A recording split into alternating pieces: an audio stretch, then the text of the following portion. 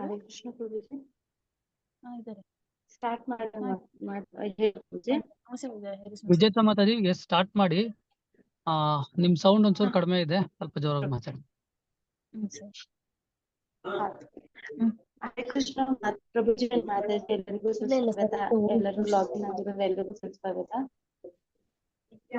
ಹರೇ ಕೃಷ್ಣ ಪ್ರಭುಜಿ ದಂಡವತ್ ಪ್ರಣಾಮ್. ಜಗನ್ನಾಥ್ ಕರುಣೇಶ ದಾಸ ಪ್ರಭುಜಿ ಅವ್ರ ಬಗ್ಗೆ ಸ್ವಲ್ಪ ನಾನು ಒಂದೆರಡು ಮಾತನ್ನ ಹೇಳ್ತೀನಿ.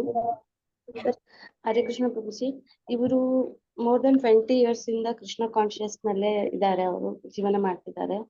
ಅವರು ರೆಗ್ಯುಲರ್ ಆಗಿ ಕೃಷ್ಣ ಪ್ರಜ್ಞೆಯ ತತ್ವಗಳನ್ನು ಅಭ್ಯಾಸ ಮಾಡಿಕೊಂಡು ಭಕ್ತಿ ಸೇವೆಯಲ್ಲಿ ತೊಡಗಿಸ್ಕೊಂಡಿದ್ದಾರೆ. ಶಾಲಾ ಕಾಲೇಜು ಆಶ್ರಮದಲ್ಲಿ ಮಕ್ಕಳ ಕಾರ್ಯಕ್ರಮಗಳನ್ನು ಆಯೋಜಿಸುವಲ್ಲಿ ಪ್ರಮುಖರಾಗಿದ್ದಾರೆ ಮತ್ತು ಅನೇಕ ಶಾಲಾ ಕಾಲೇಜುಗಳಲ್ಲಿ ಭಕ್ತಿಯ ಚಟುವಟಿಕೆಗಳನ್ನು ಕಾರ್ಯಕ್ರಮಗಳನ್ನು ನಡೆಸಿಕೊಟ್ಟಿದ್ದಾರೆ.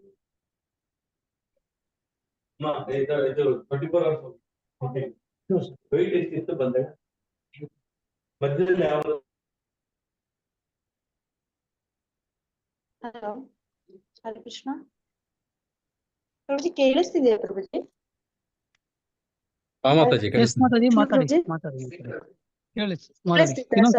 ಅದೇ ಕಟ್ಟಾಗಿ ಮತ್ತೆ ಮೇಲುಕೋಟೆಯಲ್ಲಿ ನಂದಗೋಕುಲ ಎಂಬ ಧಾರ್ಮಿಕ ಸಂಸ್ಥೆ ಹಾಗೂ ಗೋಶಾಲೆಯನ್ನು ನಿರ್ಮಾಣ ಮಾಡುವುದರಲ್ಲಿ ಪ್ರಮುಖ ಪಾತ್ರ ವಹಿಸಿದ್ದಾರೆ. ಅನೇಕ ಭಕ್ತರನ್ನು ಕೃಷ್ಣ ಪ್ರಜ್ಞೆಗೆ ತರಲು ಶ್ರಮಿಸಿದ್ದಾರೆ. ಅನೇಕರಿಗೆ ಕೃಷ್ಣ ಭಕ್ತಿ ಸೇವೆ ಮಾಡಲು ತರಬೇತಿ ನೀಡಿದ್ದಾರೆ. ಬಹಳಷ್ಟು ಹಳ್ಳಿಗಳಲ್ಲಿ ಪ್ರಚಾರ ಕಾರ್ಯಕ್ರಮಗಳನ್ನು ನಡೆಸಿದ್ದಾರೆ. ಜನಸಾಮಾನ್ಯರಿಗೆ ಪ್ರಸಾದ ಹಂಚುವುದು ಇವರ ನೆಚ್ಚಿನ ಸೇವೆಯಾಗಿದೆ. ಇವರು ಇನ್ಫಾರ್ಮೆಟಿಕಾ ಪಬ್ಲಿಕೇಶನ್ಸ್ ನಲ್ಲಿ ಸೀನಿಯರ್ ಮ್ಯಾನೇಜರ್ ಆಗಿ ತಮ್ಮ ವೃತ್ತಿ ಜೀವನವನ್ನು ನಿರ್ವಹಿಸುತ್ತಿದ್ದಾರೆ. ಇವರು BA ಪದವಿಯನ್ನು ಮಾಡಿದ್ದಾರೆ. ಸೊ ಇವರಿಗೆ ನಾವು ಎಲ್ಲರೂ ಹರೇ ಕೃಷ್ಣ ಮಹಾಮಂತ್ರ ಹೇಳುವುದರ ಮುಖಾಂತರ ಸ್ವಾಗತಿಸೋಣ. ಹರೇ ಕೃಷ್ಣ ಹರೇ ಕೃಷ್ಣ ಕೃಷ್ಣ ಕೃಷ್ಣ ಹರೇ ಹರೇ ಹರೇ ಹರೇ ರಾಮ ರಾಮ ರಾಮ ಹರೇ ಹರೇ. ಎಲ್ಲರಿಗೂ ಧನ್ಯವಾದಗಳು ಪ್ರಭುಜಿ. ನೀವು ಹರೇ ಕ್ಲಾಸ್ ಕೃಷ್ಣ ಮಾತಾಜಿ, ತುಂಬಾ ಧನ್ಯವಾದಗಳು. ಸೊ ಎಲ್ಲರಿಗೂ ಭಗವದ್ಗೀತೆಯ ಈ 3ನೇ ತರಗತಿಗೆ ಸುಸ್ವಾಗತ. ದಯವಿಟ್ಟು ಎಲ್ಲರದು ಮ್ಯೂಟ್ ಮಾಡಿ.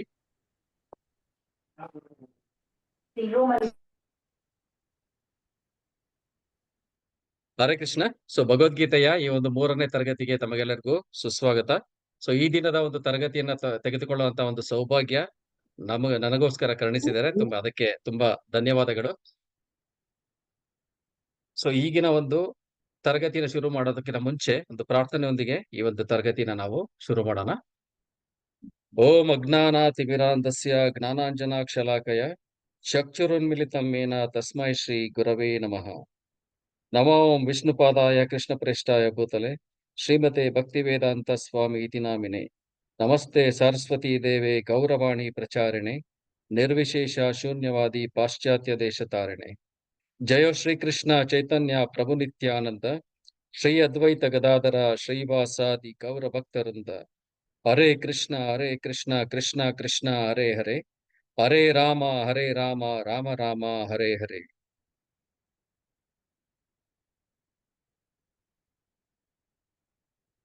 ಸೊ ಹರೇ ಕೃಷ್ಣ, ತಮಗೆಲ್ಲರಿಗೂ ಸುಸ್ವಾಗತ. ಇಂದಿನ ಒಂದು ತರಗತಿನಲ್ಲಿ ನಾವು ಏನು ಮಾಡಿದೀವಿ ಅನ್ನೋದನ್ನ ನೋಡ್ಕೊಂಡು ಈಗಿನ ಒಂದು ತರಗತಿನ ನಾವು ಶುರು ಮಾಡೋಣ. ನಾನೀಗ ಸ್ಕ್ರೀನ್ ನ ಶೇರ್ ಮಾಡ್ತಾ ಇದ್ದೀನಿ.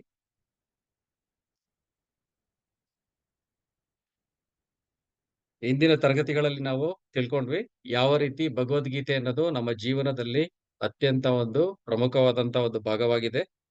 ಅಂದ್ರೆ ಭಗವದ್ಗೀತೆ ಅನ್ನೋದು ನಮ್ಮ ಮನುಷ್ಯನ ಜೀವನದ ಒಂದು ಕೈಪಿಡಿ, ಅಂದ್ರೆ ಮ್ಯಾನ್ಯುಯಲ್. ಈ ಮ್ಯಾನ್ಯುಯಲ್ ನಾವು ಯಾವಾಗ ತಿಳ್ಕೊಂಡು ನಮ್ಮ ಮನುಷ್ಯನ ಜೀವನವನ್ನ ನಾವು ಮಾಡ್ತೀವಿ, ಆಗ ನಮ್ಮ ಮನುಷ್ಯನ ಜನ್ಮದ ಒಂದು ಸಾರ್ಥಕತೆನ ನಾವು ಮಾಡ್ಕೋಬಹುದು. ಸೊ ಯಾವಾಗ ನಾವು ಭಗವದ್ಗೀತೆನ ಅರಿತುಕೊಳ್ಳದಿರೋ ಜೀವನ ಮಾಡ್ತೀವಿ, ಆಗ ಈ ಮನುಷ್ಯನ ಜನ್ಮದ ಒಂದು ಸಾರ್ಥಕತೆ ಸಾಧ್ಯ ಆಗೋದಿಲ್ಲ. ಸೊ ಈ ಭಗವದ್ಗೀತೆನಲ್ಲಿ 5 ಪ್ರಮುಖ ವಿಷಯಗಳ ಬಗ್ಗೆನೂ ನಾವು ತಿಳ್ಕೊಂಡ್ವಿ. 5 ಪ್ರಮುಖ ವಿಷಯಗಳ ಬಗ್ಗೆ ಭಗವದ್ಗೀತೆ ಚರ್ಚೆ ಮಾಡುತ್ತೆ ಅನ್ನೋದನ್ನು ಸಹ ನಾವು ತಿಳ್ಕೊಂಡ್ವಿ. ಅದರಲ್ಲಿ ಮೊದಲನೇದಾಗಿ ಜೀವದ ಬಗ್ಗೆ ಇಂದಿನ ತರಗತಿ ಅಂದ್ರೆ 2ನೇ ತರಗತಿನಲ್ಲಿ ನಾವು ಶ್ರೀ ಚಕ್ರಪಾಣಿ ಪೂಜ್ಯರಾದಂತಹ ಚಕ್ರಪಾಣಿ ಕೃಷ್ಣದಾಸ್ ಪ್ರಭುಗಳಿಂದ ನಾವು ಅರ್ಥ ಮಾಡ್ಕೊಂಡ್ವಿ. ಯಾವ ರೀತಿ ನಾವೆಲ್ಲರೂ ಒಂದು ಆತ್ಮ ಸ್ವರೂಪಿಗಳು. ನಾವು ಯೂಶಲಿ ಪ್ರಭುಗಳು ನಮ್ಗೆ ಎಕ್ಸ್‌ಪ್ಲೇನ್ ಮಾಡ್ತಾ ಇದ್ರು. ನಮ್ಮ ಒಂದು ಪರಿಚಯ ಮಾಡ್ಕೊಡಿ ಅಂತ ಹೇಳಿದ್ರೆ, ನೀವೆಲ್ಲರೂ ಸಹ ಇದರಲ್ಲಿ ಭಾಗವಹಿಸಿದ್ರಿ. ನಮ್ಮ ಒಂದು ಪರಿಚಯನ ನಮ್ಮ ಹೆಸರಿನಿಂದ, ನಾನು ಇಂಥವರ ಒಂದು ಮಗ ಅಥವಾ ಮಗಳು ಅಂತ ಒಂದು ಪರಿಚಯನ ನಾವು ಮಾಡ್ಕೊಡ್ತೀವಿ. ಅಥವಾ ನಮ್ಮ ಸಂಬಂಧಿಕರು, ನಮ್ಮ ಸ್ನೇಹಿತರು, ನಾನಿರುವಂತ ಒಂದು ಪೊಸಿಷನ್ನು. ಸೊ ಇದರಿಂದ ನಾವೇನ್ ಮಾಡ್ತೀವಿ, ನಮ್ಮ ಒಂದು ಪರಿಚಯನ ನಾವು ಮಾಡ್ಕೊಡ್ತೀವಿ. ಆದ್ರೆ ಈ ಒಂದು ಪರಿಚಯನೂ ಸಹ ಅಪರಿಪೂರ್ಣ ಅನ್ನೋದನ್ನ ನಾವು ತಿಳ್ಕೊಂಡ್ವಿ ಇಂದಿನ ಒಂದು ಕ್ಲಾಸ್‌ನಲ್ಲಿ. ಯಾಗೆ ಅಂದ್ರೆ, ಒಂದು ಮಗು ಹುಟ್ಟಿ ಕೆಲವು ದಿನಗಳ ನಂತರ ತಂದೆ ತಾಯಿಗಳು ಆ ಒಂದು ಮಗುವಿಗೆ ಒಂದು ಹೆಸರು ಅನ್ನೋದನ್ನ ಕೊಡ್ತಾರೆ. ಸೊ ಅದಾದ್ಮೇಲೆ ಆ ಒಂದು ಮಗು ಬೆಳೆಯುತ್ತೆ, ದೊಡ್ಡವರಾಗತ್ತೆ. ಅದಾದ್ಮೇಲೆ ಗೃಹಸ್ಥಾಶ್ರಮ, ಅದಾದ್ಮೇಲೆ ವಯಸ್ಸಾಗತ್ತೆ, ತನ್ನ ದೇಹವನ್ನು ಸಹ ಅದು ಬಿಡುತ್ತೆ. ಸೊ ಈ ಒಂದು ಹೆಸರು ಅನ್ನೋದನ್ನ ನಾವೇನ್ ಕೊಡ್ತಾ ಇದೀವಿ, ಈ ಒಂದು ಹೆಸರು ಈ ದೇಹಕ್ಕೆ ಮಾತ್ರ ತಂದೆ ತಾಯಿಗಳು ಕೊಟ್ಟಿರ್ತಾರೆ. ಅಂದ್ರೆ ಇದಕ್ಕಿನ ಹಿಂದೆ ಆ ಒಂದು ಮಗುವಿಗೆ, ಅಂದ್ರೆ ಆ ಒಂದು ವ್ಯಕ್ತಿ ಅಥವಾ ಜೀವಕ್ಕೆ ಯಾವುದೇ ಒಂದು ಹೆಸರು ಅನ್ನೋದು ಇರ್ಲಿಲ್ವಾ? ಅಂದ್ರೆ ಅದರ ಅಸ್ತಿತ್ವನೇ ಇರ್ಲಿಲ್ವಾ?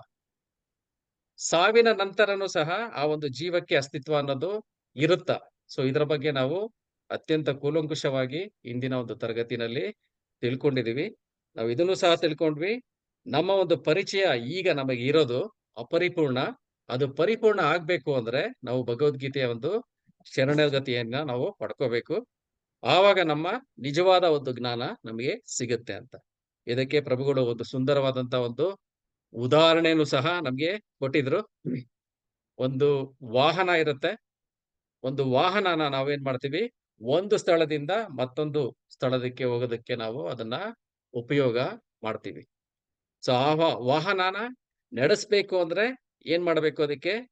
ಆ ವಾಹನನ ನಾವು ಕ್ಲೀನ್ ಆಗಿ ಇಟ್ಕೋಬೇಕು. ಆ ವಾಹನಕ್ಕೆ ಪೆಟ್ರೋಲು ಸಹ ಹಾಕ್ಬೇಕು. ಆವಾಗ್ಲೇನೆ ಅದು ಮುಂದೆ ಹೋಗೋದಕ್ಕೆ ಸಾಧ್ಯ. ಸೊ ಈ ರೀತಿ ನಾವು ಅದನ್ನ ಕ್ಲೀನ್ ಆಗಿ ಇಟ್ಕೊಳ್ಳೋದ್ರಿಂದ, ಪೆಟ್ರೋಲ್ ಹಾಕೋದ್ರಿಂದ ವಾಹನ ಮುಂದೆ ಹೋಗಲ್ಲ. ಅದ್ರಲ್ಲಿ ಒಬ್ಬ ಡ್ರೈವರ್ ಅನ್ನೋನು ಸಹ ಕೂತ್ಕೋಬೇಕು. ಡ್ರೈವರ್ ಕುತ್ಕೊಂಡು ಆ ಡ್ರೈವರು ಒಂದು ಸ್ಥಳದಿಂದ ಮತ್ತೊಂದು ಸ್ಥಳಕ್ಕೆ ಹೋಗೋದಕ್ಕೆ ಸಾಧ್ಯ ಆಗತ್ತೆ. ಸೊ ಅದೇ ರೀತಿನೇ ಈ ಒಂದು ದೇಹನೂ ಸಹ ಕೃಷ್ಣ ಈ ಒಂದು ಭಗವದ್ಗೀತೆಯಲ್ಲಿ ಏನ್ ಹೇಳ್ತಾರೆ, ದೇಹಿನೋ ಅಸ್ಮಿನ್ ಯಥಾ ದೇಹೆ ಕೌಮಾರಂ ಯೌವನಂ ಜರ ತಥಾ ದೇಹಾಂತರ ಪ್ರಾಪ್ತಿರ್ ಧೀರಸ್ತತ್ರ ನ ಮುಹ್ಯತೆ.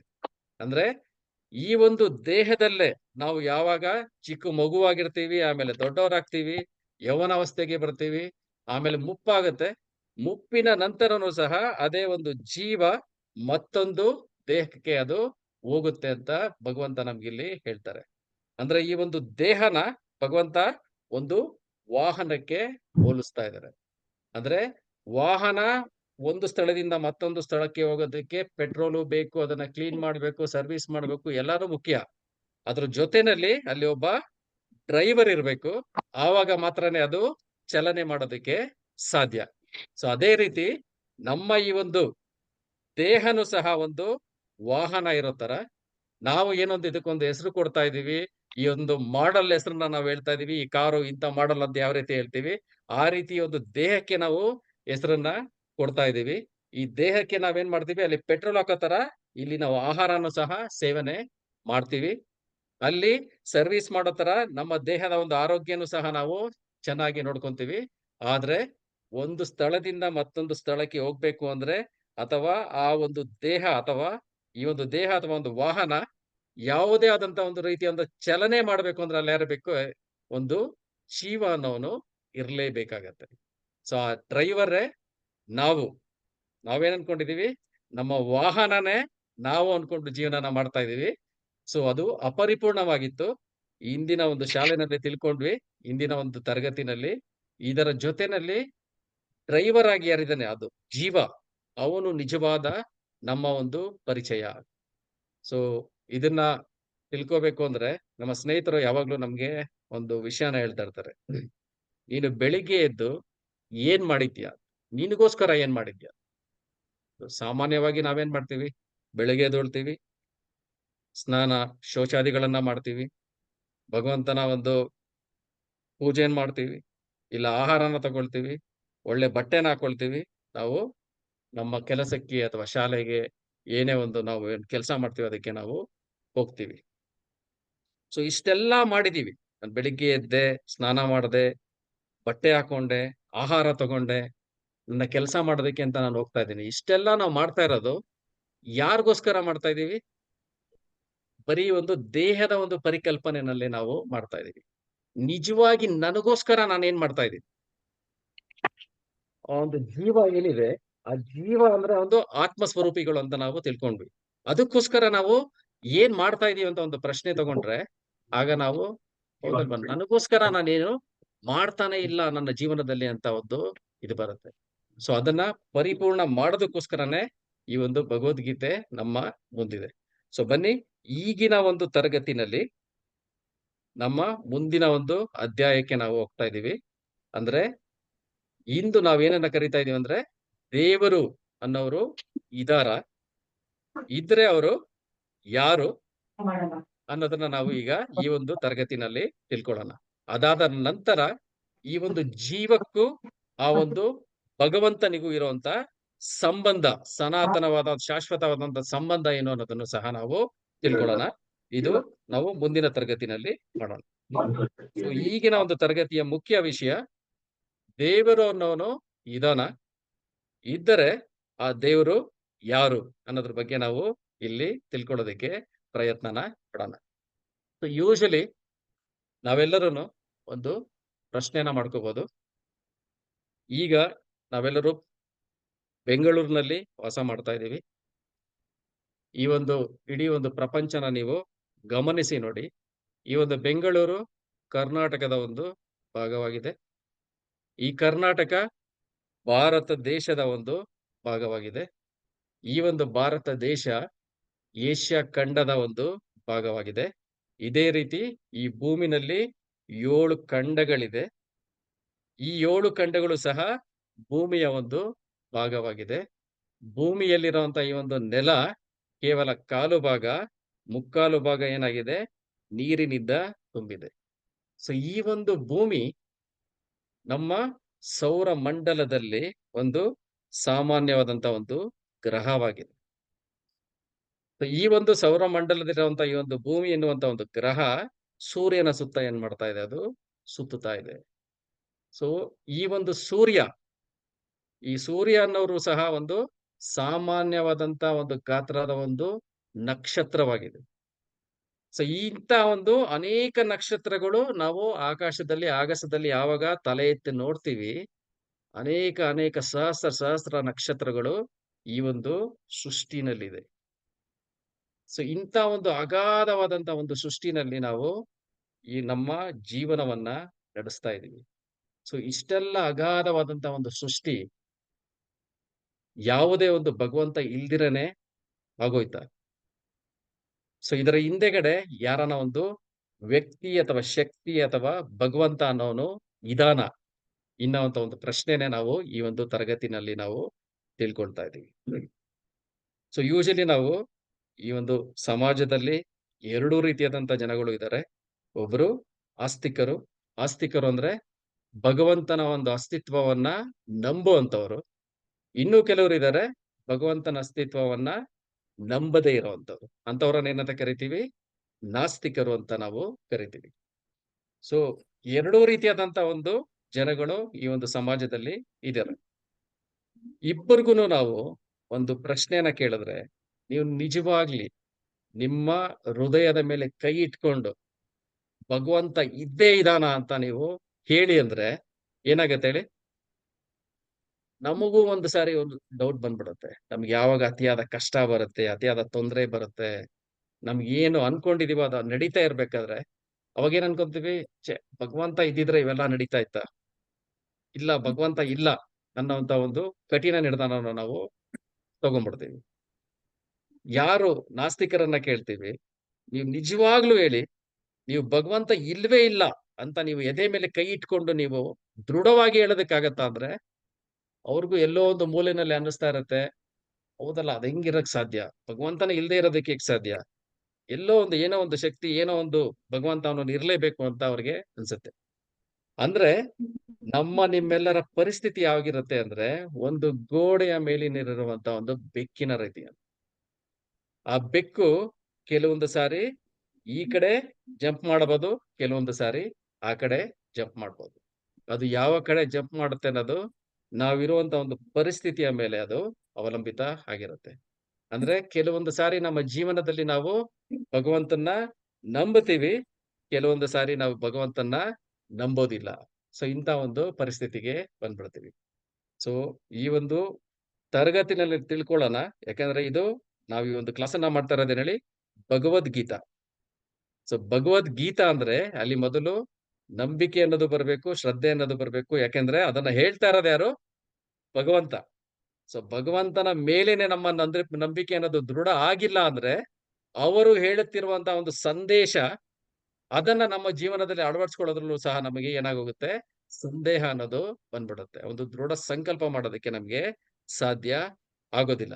ಸೊ ಅದಕ್ಕೋಸ್ಕರ ನಾವು ಭಗವಂತ ನಿಜವಾಗ್ಲೂ ಇದಾನ ಅಂತ ಒಂದು ಕೆಲವೊಂದು ನಿಮಿಷಗಳು ಚರ್ಚೆ ಮಾಡೋಣ. ಅದಾದ ನಂತರ ಇದ್ದರೆ ಅವ್ರು ಯಾರು ಅನ್ನೋದನ್ನು ಸಹ ನಾವು ತಿಳ್ಕೊಳ್ಳೋದಕ್ಕೆ ಪ್ರಯತ್ನನ ಪಡೋಣ. ಸೊ ಭಗವಂತ ನಿಜವಾಗ್ಲೂ ಇದಾರಾ ಎನ್ನುವಂತ ಒಂದು ಪ್ರಶ್ನೆನ ನೀವು ಹಾಕೊಂಡ್ರೆ ನಾವು ಯೂಶಲಿ ಭಗವಂತನ ನಾವು ಯಾವ ಒಂದು ಕಾರಣಕ್ಕೋಸ್ಕರ ನಂಬುತ್ತೀವಿ ಅನ್ನೋದನ್ನ ನೀವು ಯೋಚನೆ ಮಾಡಿ ನೋಡಿ. ಸೊ ಅನೇಕ ಬಾರಿ ನಾವು ದೇವಸ್ಥಾನಕ್ಕೆ ಹೋಗೋದು, ಯಾವುದೇ ಒಂದು ಪೂಜೆ ಮಾಡೋದು, ಇದೆಲ್ಲಾನು ಇದರ ಹಿಂದೆಗಡೆ ಏನಿರುತ್ತೆ ಅಂದ್ರೆ ಒಂದು ಭಯ ಇರುತ್ತೆ. ಎರಡನೇದು ನನಗೆ ಏನಾದ್ರೂ ಬೇಕು ಎನ್ನುವಂತ ಒಂದು ಆಸೆ ಅಥವಾ ಲೋಭ ಇರುತ್ತೆ ಅಥವಾ ಆಕಾಂಕ್ಷೆ ಇರುತ್ತೆ.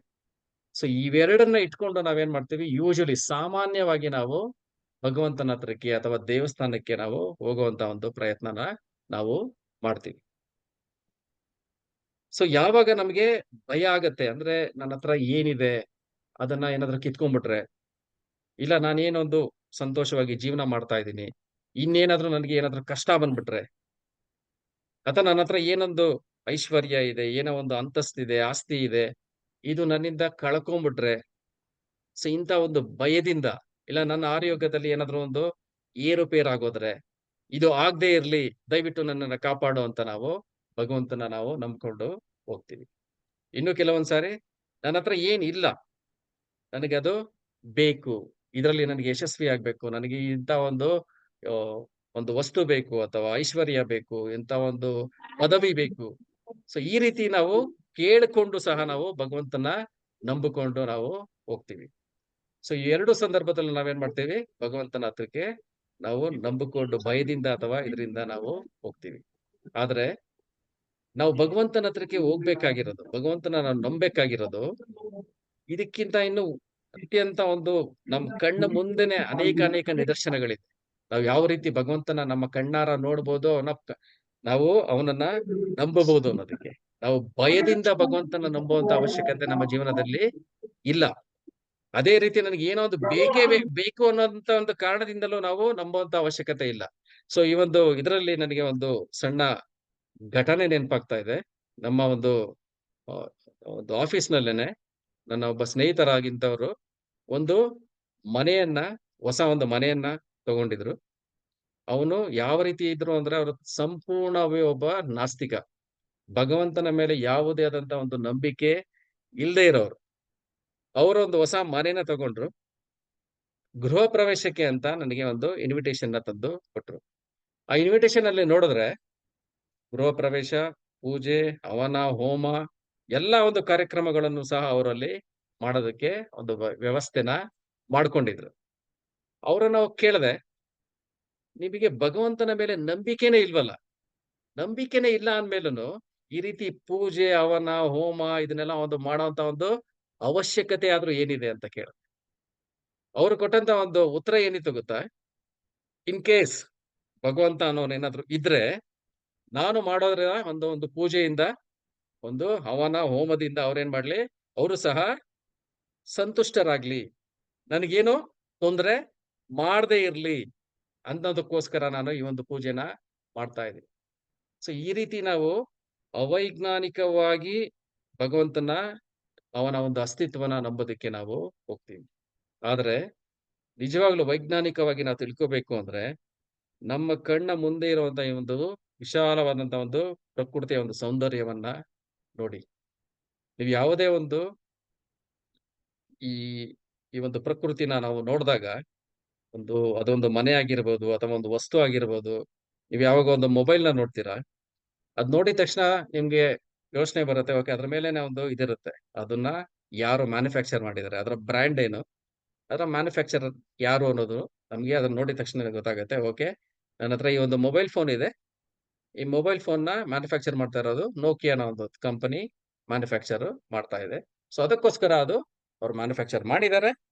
ಸೊ ನನ್ನ ಕೈನಲ್ಲಿ ಮೊಬೈಲ್ ಫೋನ್ ಅನ್ನೋದು ಇದೆ. ಸೊ ಈ ರೀತಿ ನಾವು ಸುಲಭವಾಗಿ ಅರ್ಥನ ಮಾಡ್ಕೊಂತೀವಿ.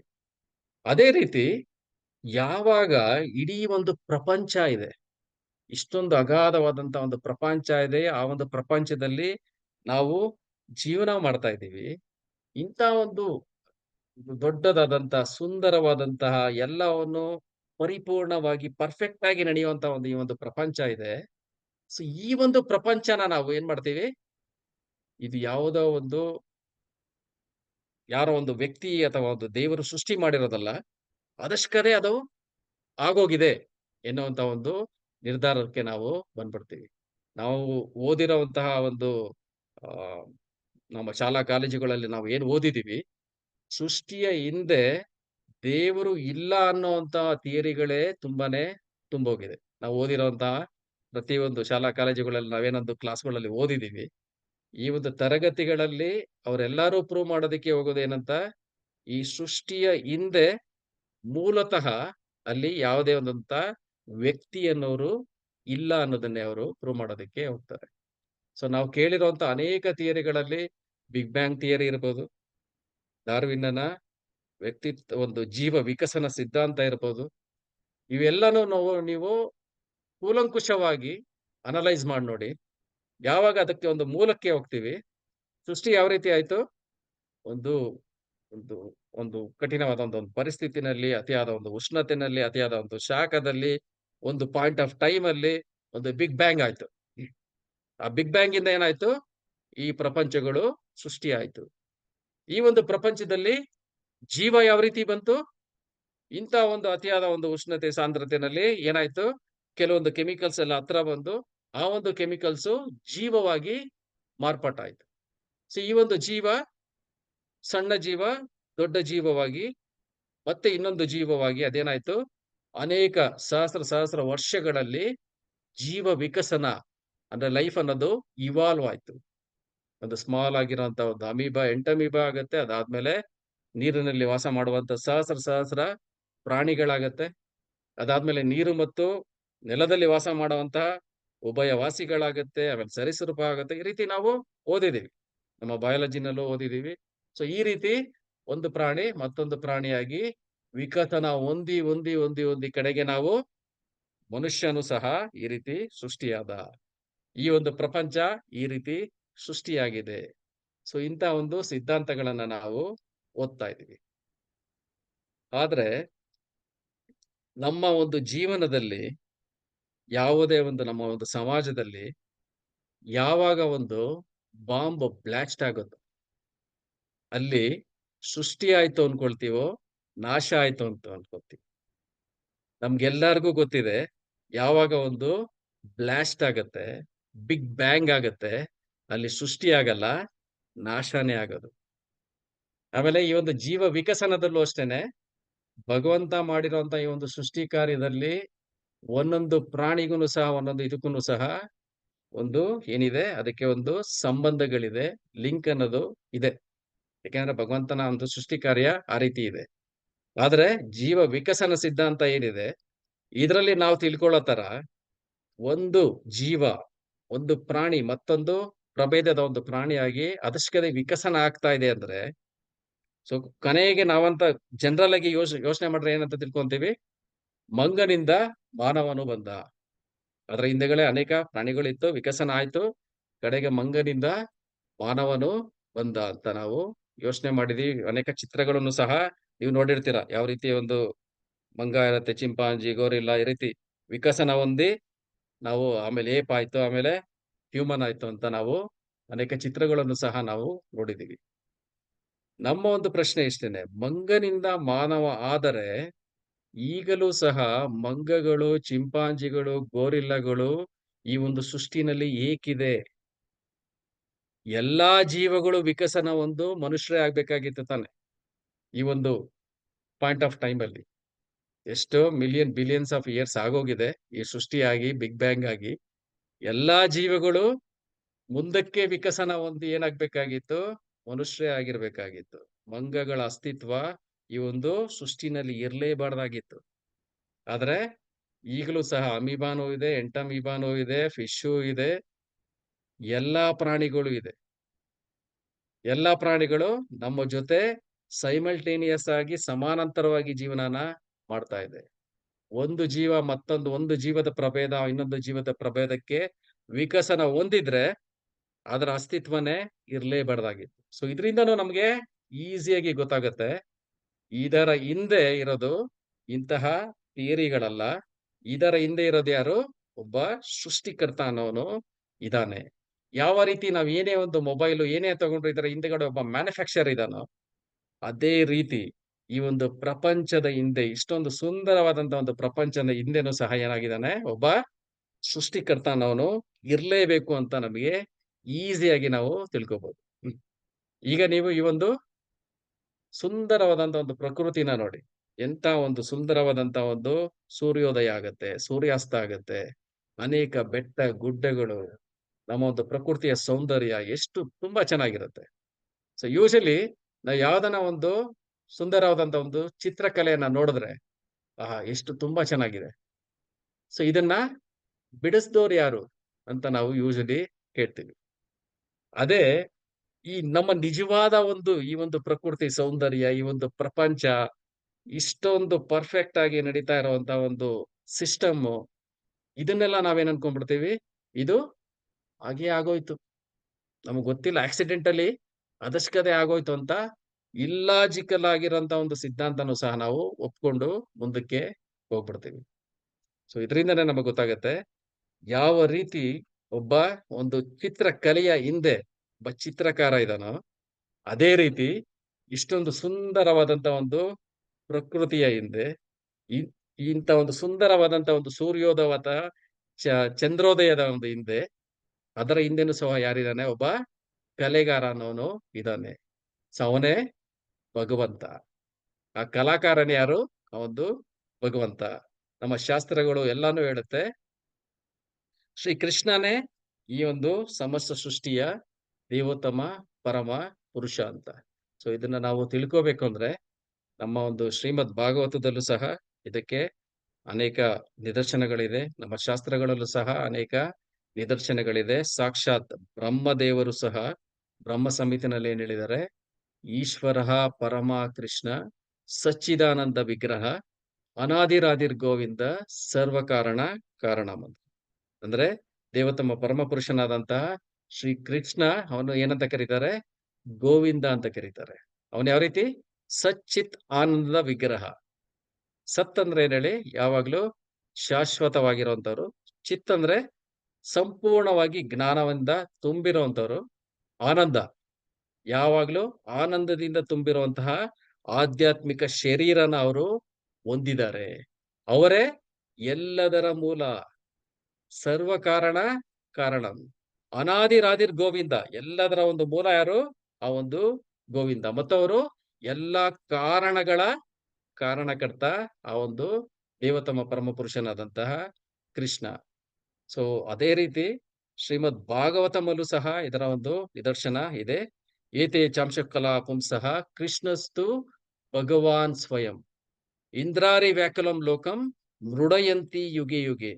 ಅಂದ್ರೆ ಭಗವಂತ ಅನೇಕ ಒಂದು ಅವತಾರಗಳನ್ನ ಅವರು ತಗೊಳ್ತಾ ಇರ್ತಾರೆ. ಅನೇಕ ಒಂದು ಅವತಾರಗಳನ್ನ ಅವರು ತಗೊಂಡಿದ್ದಾರೆ. ಆದ್ರೆ ಕೃಷ್ಣ ಅನ್ನೋರು ಇದಾರಲ್ಲ, ಅವರೇ ಭಗವಾನ್ ಸ್ವಯಂ.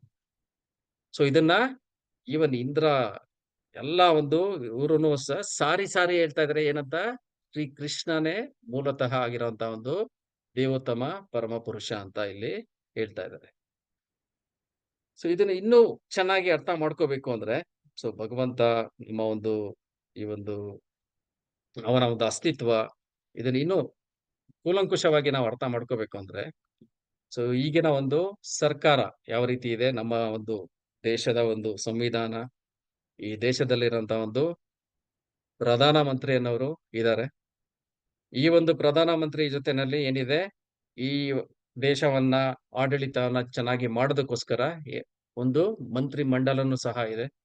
ನಾವೆಲ್ಲರೂ ಒಂದು ಚುನಾಯಿತ ಮಾಡಿರುವಂತಹ ಒಂದು ಪ್ರತಿನಿಧಿಗಳಲ್ಲೇ ಒಂದು ಮಂತ್ರಿ ಮಂಡಲದ ಒಂದು ರಚನೆ ಆಗಿದೆ. ಅದಾದ ನಂತರ ಒಂದು ಪ್ರಧಾನ ಮಂತ್ರಿಗಳನ್ನ ಸಹ ನಾವು ಇಲ್ಲಿ ಚುನಾವಣೆ ಮಾಡಿದೀವಿ. ದೇಶಕ್ಕೆ ಒಬ್ಬರು ಪ್ರಧಾನ ಮಂತ್ರಿಗಳಿದ್ದಾರೆ. ಅನೇಕ ಮಂತ್ರಿಗಳು ಈ ಒಂದು ದೇಶವನ್ನ ನಡೆಸ್ತಾ ಇದ್ದಾರೆ. ಸೊ ಈ ದೇಶದಲ್ಲಿ ಏನಿದೆ,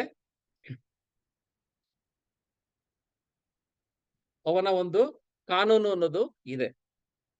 ಈ ಒಂದು ದೇಶದಲ್ಲಿ ಸಂವಿಧಾನ ಅನ್ನೋದಿದೆ, ಕಾನೂನು ಅನ್ನೋದು ಸಹ ಇದೆ. ಈ ಒಂದು ಕಾನೂನಿನಲ್ಲಿ ಯಾರನ್ನ ಎಲ್ಲ ಒಂದು ಜನಗಳು ಯಾರನ್ನ ಇದನ್ನ ಪಾಲಿಸ್ತಾ ಇದ್ದಾರೋ ಅವರಿಗೆ ಪುರಸ್ಕಾರಗಳು ಸಹ ನಮ್ಗೆ ಸಿಗತ್ತೆ. ಯಾರು ಈ ಕಾನೂನನ್ನ ಪಾಲನೆ ಮಾಡ್ತಾ ಇಲ್ಲ ಅವ್ರಿಗೆ ಏನಾಗತ್ತೆ, ಶಿಕ್ಷೆನೂ ಸಹ ಆಗತ್ತೆ. ಸೊ ಇದೇ ರೀತಿ ಈ ಒಂದು ನಮ್ಮ ದೇಶದ ಒಂದು ಕಾನೂನು ವ್ಯವಸ್ಥೆ ಇದನ್ನ ನಮ್ಮ ಒಂದು ಸರ್ಕಾರ ನಡೆಸ್ತಾ ಇದೆ. ಸೊ ಅದೇ ರೀತಿ ನಮ್ಮ ಈ ಒಂದು ಸಮಸ್ತ ಒಂದು ವಿಶ್ವದ ಈ ಒಂದು ಸರ್ಕಾರ ಏನಿದೆ, ಸೊ ಇದನ್ನು ನಡೆಸೋದಕ್ಕೂ ಸಹ ಒಬ್ಬ ಪ್ರಧಾನ ಮಂತ್ರಿ ಅನ್ನೋರು ಇದ್ದಾರೆ. ಸೊ ಅವರೇನೆ ದೇವೋತ್ತಮ ಪರಮ ಪುರುಷನಾದಂತಹ ಕೃಷ್ಣ. ಸೊ ಅವನಿಗೆ ಏನಿದೆ, ಅನೇಕ ಜನ ಮಂತ್ರಿ ಮಂಡಲ ಯಾವ ರೀತಿ ಇದೆ, ಸೊ ಅದೇ ರೀತಿ ಭಗವಂತನು ಸಹ ಅನೇಕ ಜನ ಮಂತ್ರಿಗಳನ್ನು ಸಹ ಅವರು ಹೊಂದಿದ್ದಾರೆ. ಅವರು ಒಂದೊಂದು ಡಿಪಾರ್ಟ್ಮೆಂಟ್ ನ ಒಂದೊಂದು ಮಿನಿಸ್ಟ್ರಿನ ಅವರು ಮ್ಯಾನೇಜನ್ನು ಸಹ ಮಾಡ್ತಾ ಇದ್ದಾರೆ. ಸೊ ಯಾವ ರೀತಿ ನಮ್ಮ ಈ ಒಂದು ಭೌತಿಕ ಪ್ರಪಂಚದಲ್ಲಿ ಈ ಒಂದು ಸಂವಿಧಾನದಲ್ಲಿ ಯಾವ ರೀತಿ ಕಾನೂನು ಸುವ್ಯವಸ್ಥೆ ಇದೆಯೋ, ಅದೇ ರೀತಿ ಈ ಒಂದು ವಿಶ್ವದ ಒಂದು ಪ್ರಪಂಚದಲ್ಲೂ ಸರ್ಕಾರದಲ್ಲೂ ಸಹ ಕಾನೂನು ಮತ್ತು ಸುವ್ಯವಸ್ಥೆನ ನೋಡ್ಕೊಳ್ಳೋದಕ್ಕೂ ಸಹ ಒಂದು ಡಿಪಾರ್ಟ್ಮೆಂಟ್ ಅನ್ನೋದು ಇದೆ. ಅಂದ್ರೆ ಇಲ್ಲಿ ಪೊಲೀಸ್ ವ್ಯವಸ್ಥೆ ಇದೆ, ನ್ಯಾಯಾಲಯದ ಒಂದು ವ್ಯವಸ್ಥೆ ಇದೆ. ಒಂದು ವ್ಯಕ್ತಿ ಯಾವಾಗ ಒಂದು ತಪ್ಪನ್ನ ಅಥವಾ ಅಪರಾಧವನ್ನ ಮಾಡ್ತಾರೆ, ಅವ್ರಿಗೆ ಏನಾಗುತ್ತೆ, ಕಾನೂನಿನ ಪ್ರಕಾರ ಅವರಿಗೆ ಶಿಕ್ಷೆ ಅನ್ನೋದು ಆಗತ್ತೆ. ಸೊ ಅದನ್ನ ಶಿಕ್ಷೆನ ಕೊಡೋದಕ್ಕೆ ನಮ್ಮಲ್ಲಿ ಪೊಲೀಸ್ ವ್ಯವಸ್ಥೆ ಇದೆ, ನ್ಯಾಯಾಲಯದ ಒಂದು ವ್ಯವಸ್ಥೆ ಇದೆ, ಕಾರಾಗೃಹದ ಒಂದು ವ್ಯವಸ್ಥೆ ಇದೆ. ಅದೇ ರೀತಿ ಆ ಒಂದು ವ್ಯಕ್ತಿಗೆ ಶಿಕ್ಷೆ ಅನ್ನೋದು ಸಹ ಆಗತ್ತೆ. ಸೊ ಶಿಕ್ಷೆನ ಕೊಡ್ಬೇಕಾದ್ರೆ ಏನ್ ಮಾಡ್ತಾರೆ, ಅಲ್ಲಿ ಅನೇಕ ಒಂದು ಸಾಕ್ಷಿಗಳನ್ನ ನೋಡ್ತಾರೆ. ಅವ್ರು ಮಾಡಿದಂತ ಒಂದು ಒಂದು ಅಪರಾಧನ ಸಾಬೀತಾಗಿದ ತಕ್ಷಣ ಅವರಿಗೆ ಶಿಕ್ಷೆ ಅನ್ನೋದು ಆಗತ್ತೆ. ಸೊ ಅದೇ ರೀತಿ ಈ ಒಂದು ವಿಶ್ವದ ಒಂದು ಸರ್ಕಾರದ ಹಿಂದೆನೂ ಸಹ ಏನಾಗಿದೆ, ಇಂಥ ಒಂದು ಪೊಲೀಸ್ ವ್ಯವಸ್ಥೆನೂ ಇದೆ, ನ್ಯಾಯಾಲಯದ ವ್ಯವಸ್ಥೆನೂ ಇದೆ, ಶಿಕ್ಷೆ ಕೊಡುವಂತ ಒಂದು ವ್ಯವಸ್ಥೆನೂ ಸಹ ಇದೆ. ಸೊ ನಮ್ಮೆಲ್ಲರೂ ತಿಳ್ಕೊಂಡಿರುವಂತೆ ಯಮರಾಜ ಯಾರಿದ್ದಾರೆ, ಅವರು ಯಮಧರ್ಮರಾಜ ನಮ್ಮೆಲ್ಲರಿಗೆ ಒಂದು ಜಡ್ಜ್ಮೆಂಟ್ ಕೊಡುವಂತ ಒಬ್ಬ ನ್ಯಾಯಾಧೀಶ. ಅವರು ನಾವೆಲ್ಲ ಮಾಡುವಂತ ಪ್ರತಿಯೊಂದು ಚಟುವಟಿಕೆಗಳಿಗೆ ಇದನ್ನೆಲ್ಲ ನೋಡ್ಕೊಳ್ಳೋದಿಕ್ಕೆ ಅನೇಕ ಜನ ಒಂದು ಪ್ರತಿನಿಧಿಗಳನ್ನು ಸಹ ಅವರು ಇಟ್ಟಿದ್ದಾರೆ. ಅಂದ್ರೆ ಸಾಕ್ಷಿ ಹೇಳೋದಕ್ಕೆ, ನಾವು ಮಾಡುವಂತ ಒಂದು ಪ್ರತಿಯೊಂದು ಕೆಲಸ ಕಾರ್ಯಗಳನ್ನ ಅದನ್ನ ಗಮನಿಸೋದಕ್ಕೆ ಮತ್ತು ಸಾಕ್ಷಿ ಹೇಳೋದಕ್ಕೆ ಅನೇಕ ಜನ ಪ್ರತಿನಿಧಿಗಳು ಇದ್ದಾರೆ. ಸೊ ಯಾವ ರೀತಿ ನಾವು ನಮ್ಮ ಒಂದು ಪೊಲೀಸ್ ವ್ಯವಸ್ಥೆನಲ್ಲಿ, ನ್ಯಾಯಾಲಯದ ವ್ಯವಸ್ಥೆನಲ್ಲಿ ಸಾಕ್ಷಿನ ಹೇಳಿ ಒಂದು ಅಪರಾಧ ಸಾಬೀತಾಗುತ್ತೋ, ಅದೇ ರೀತಿ ಇಲ್ಲೂ ಸಹ ನಮ್ಮ ಎಲ್ಲಾ ಒಂದು ಚಟುವಟಿಕೆಗಳನ್ನ ಗಮನಿಸೋದಕ್ಕೆ, ಅದನ್ನ ಹೇಳೋದಕ್ಕೆ, ಅದನ್ನ ರೆಕಾರ್ಡ್ ಮಾಡೋದಕ್ಕೂ ಸಹ ಈ ಒಂದು ವಿಶ್ವದ ಸರ್ಕಾರದಲ್ಲೂ ಸಹ ಏನಿದೆ, ಒಂದು ವ್ಯವಸ್ಥೆ ಅನ್ನೋದು ಇದೆ. ದಯವಿಟ್ಟು ಮ್ಯೂಟ್ ಮಾಡಿ ಅವ್ರದ್ದು. ಸೊ ಈ ರೀತಿಯ ಒಂದು ವ್ಯವಸ್ಥೆನಲ್ಲಿ ನಾವೇನಂತ ಇಲ್ಲಿ ನೋಡ್ತಾ ಇದೀವಿ, ಇಲ್ಲಿರುವಂತಹ ಒಂದು ಪಂಚಭೂತಗಳು ಸಹ ನಾವು ಮಾಡುವಂತ ಒಂದೊಂದು ಚಟುವಟಿಕೆಗಳಿಗೆ ಒಂದು ಸಾಕ್ಷಿಯಾಗಿ ಇರುತ್ತೆ.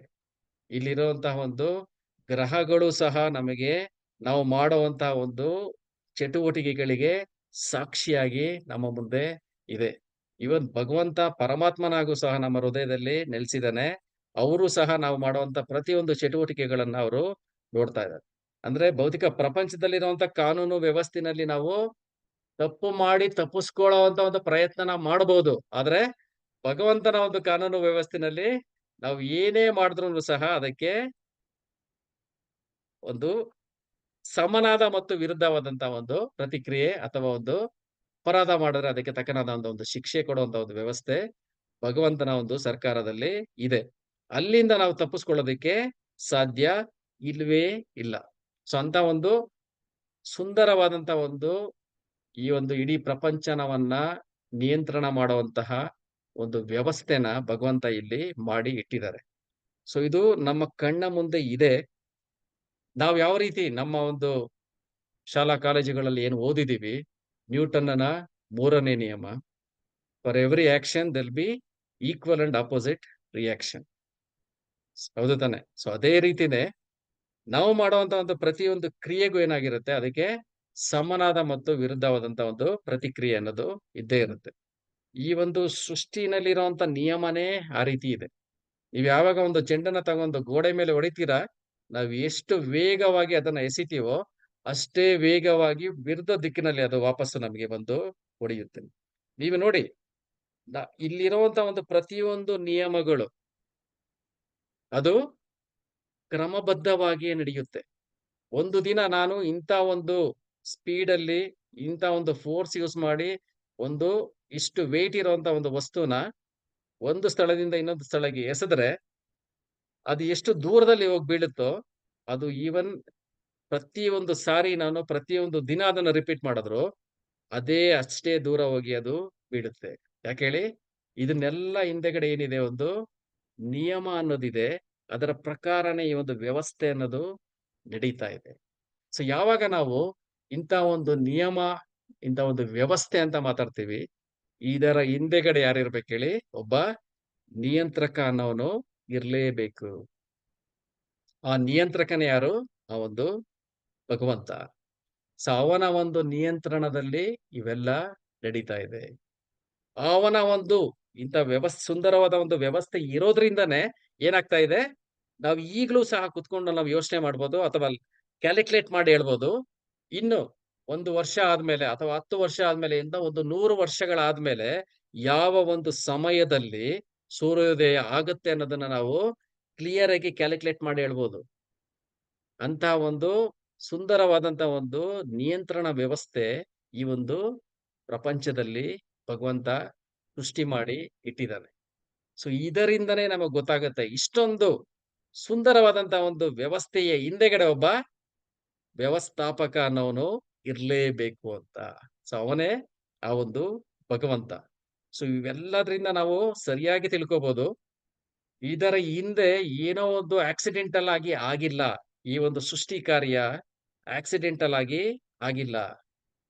ಇದು ಭಗವಂತ ಮಾಡಿರುವಂತ ಒಂದು ಸೃಷ್ಟಿ ಕಾರ್ಯ ಅನ್ನೋದನ್ನ ನಾವು ಈಸಿಯಾಗಿ ನಾವು ಇದನ್ನ ತಿಳ್ಕೋಬಹುದು. ಇವೆಲ್ಲದರ ಒಡೆಯ ಭಗವಂತನೇ.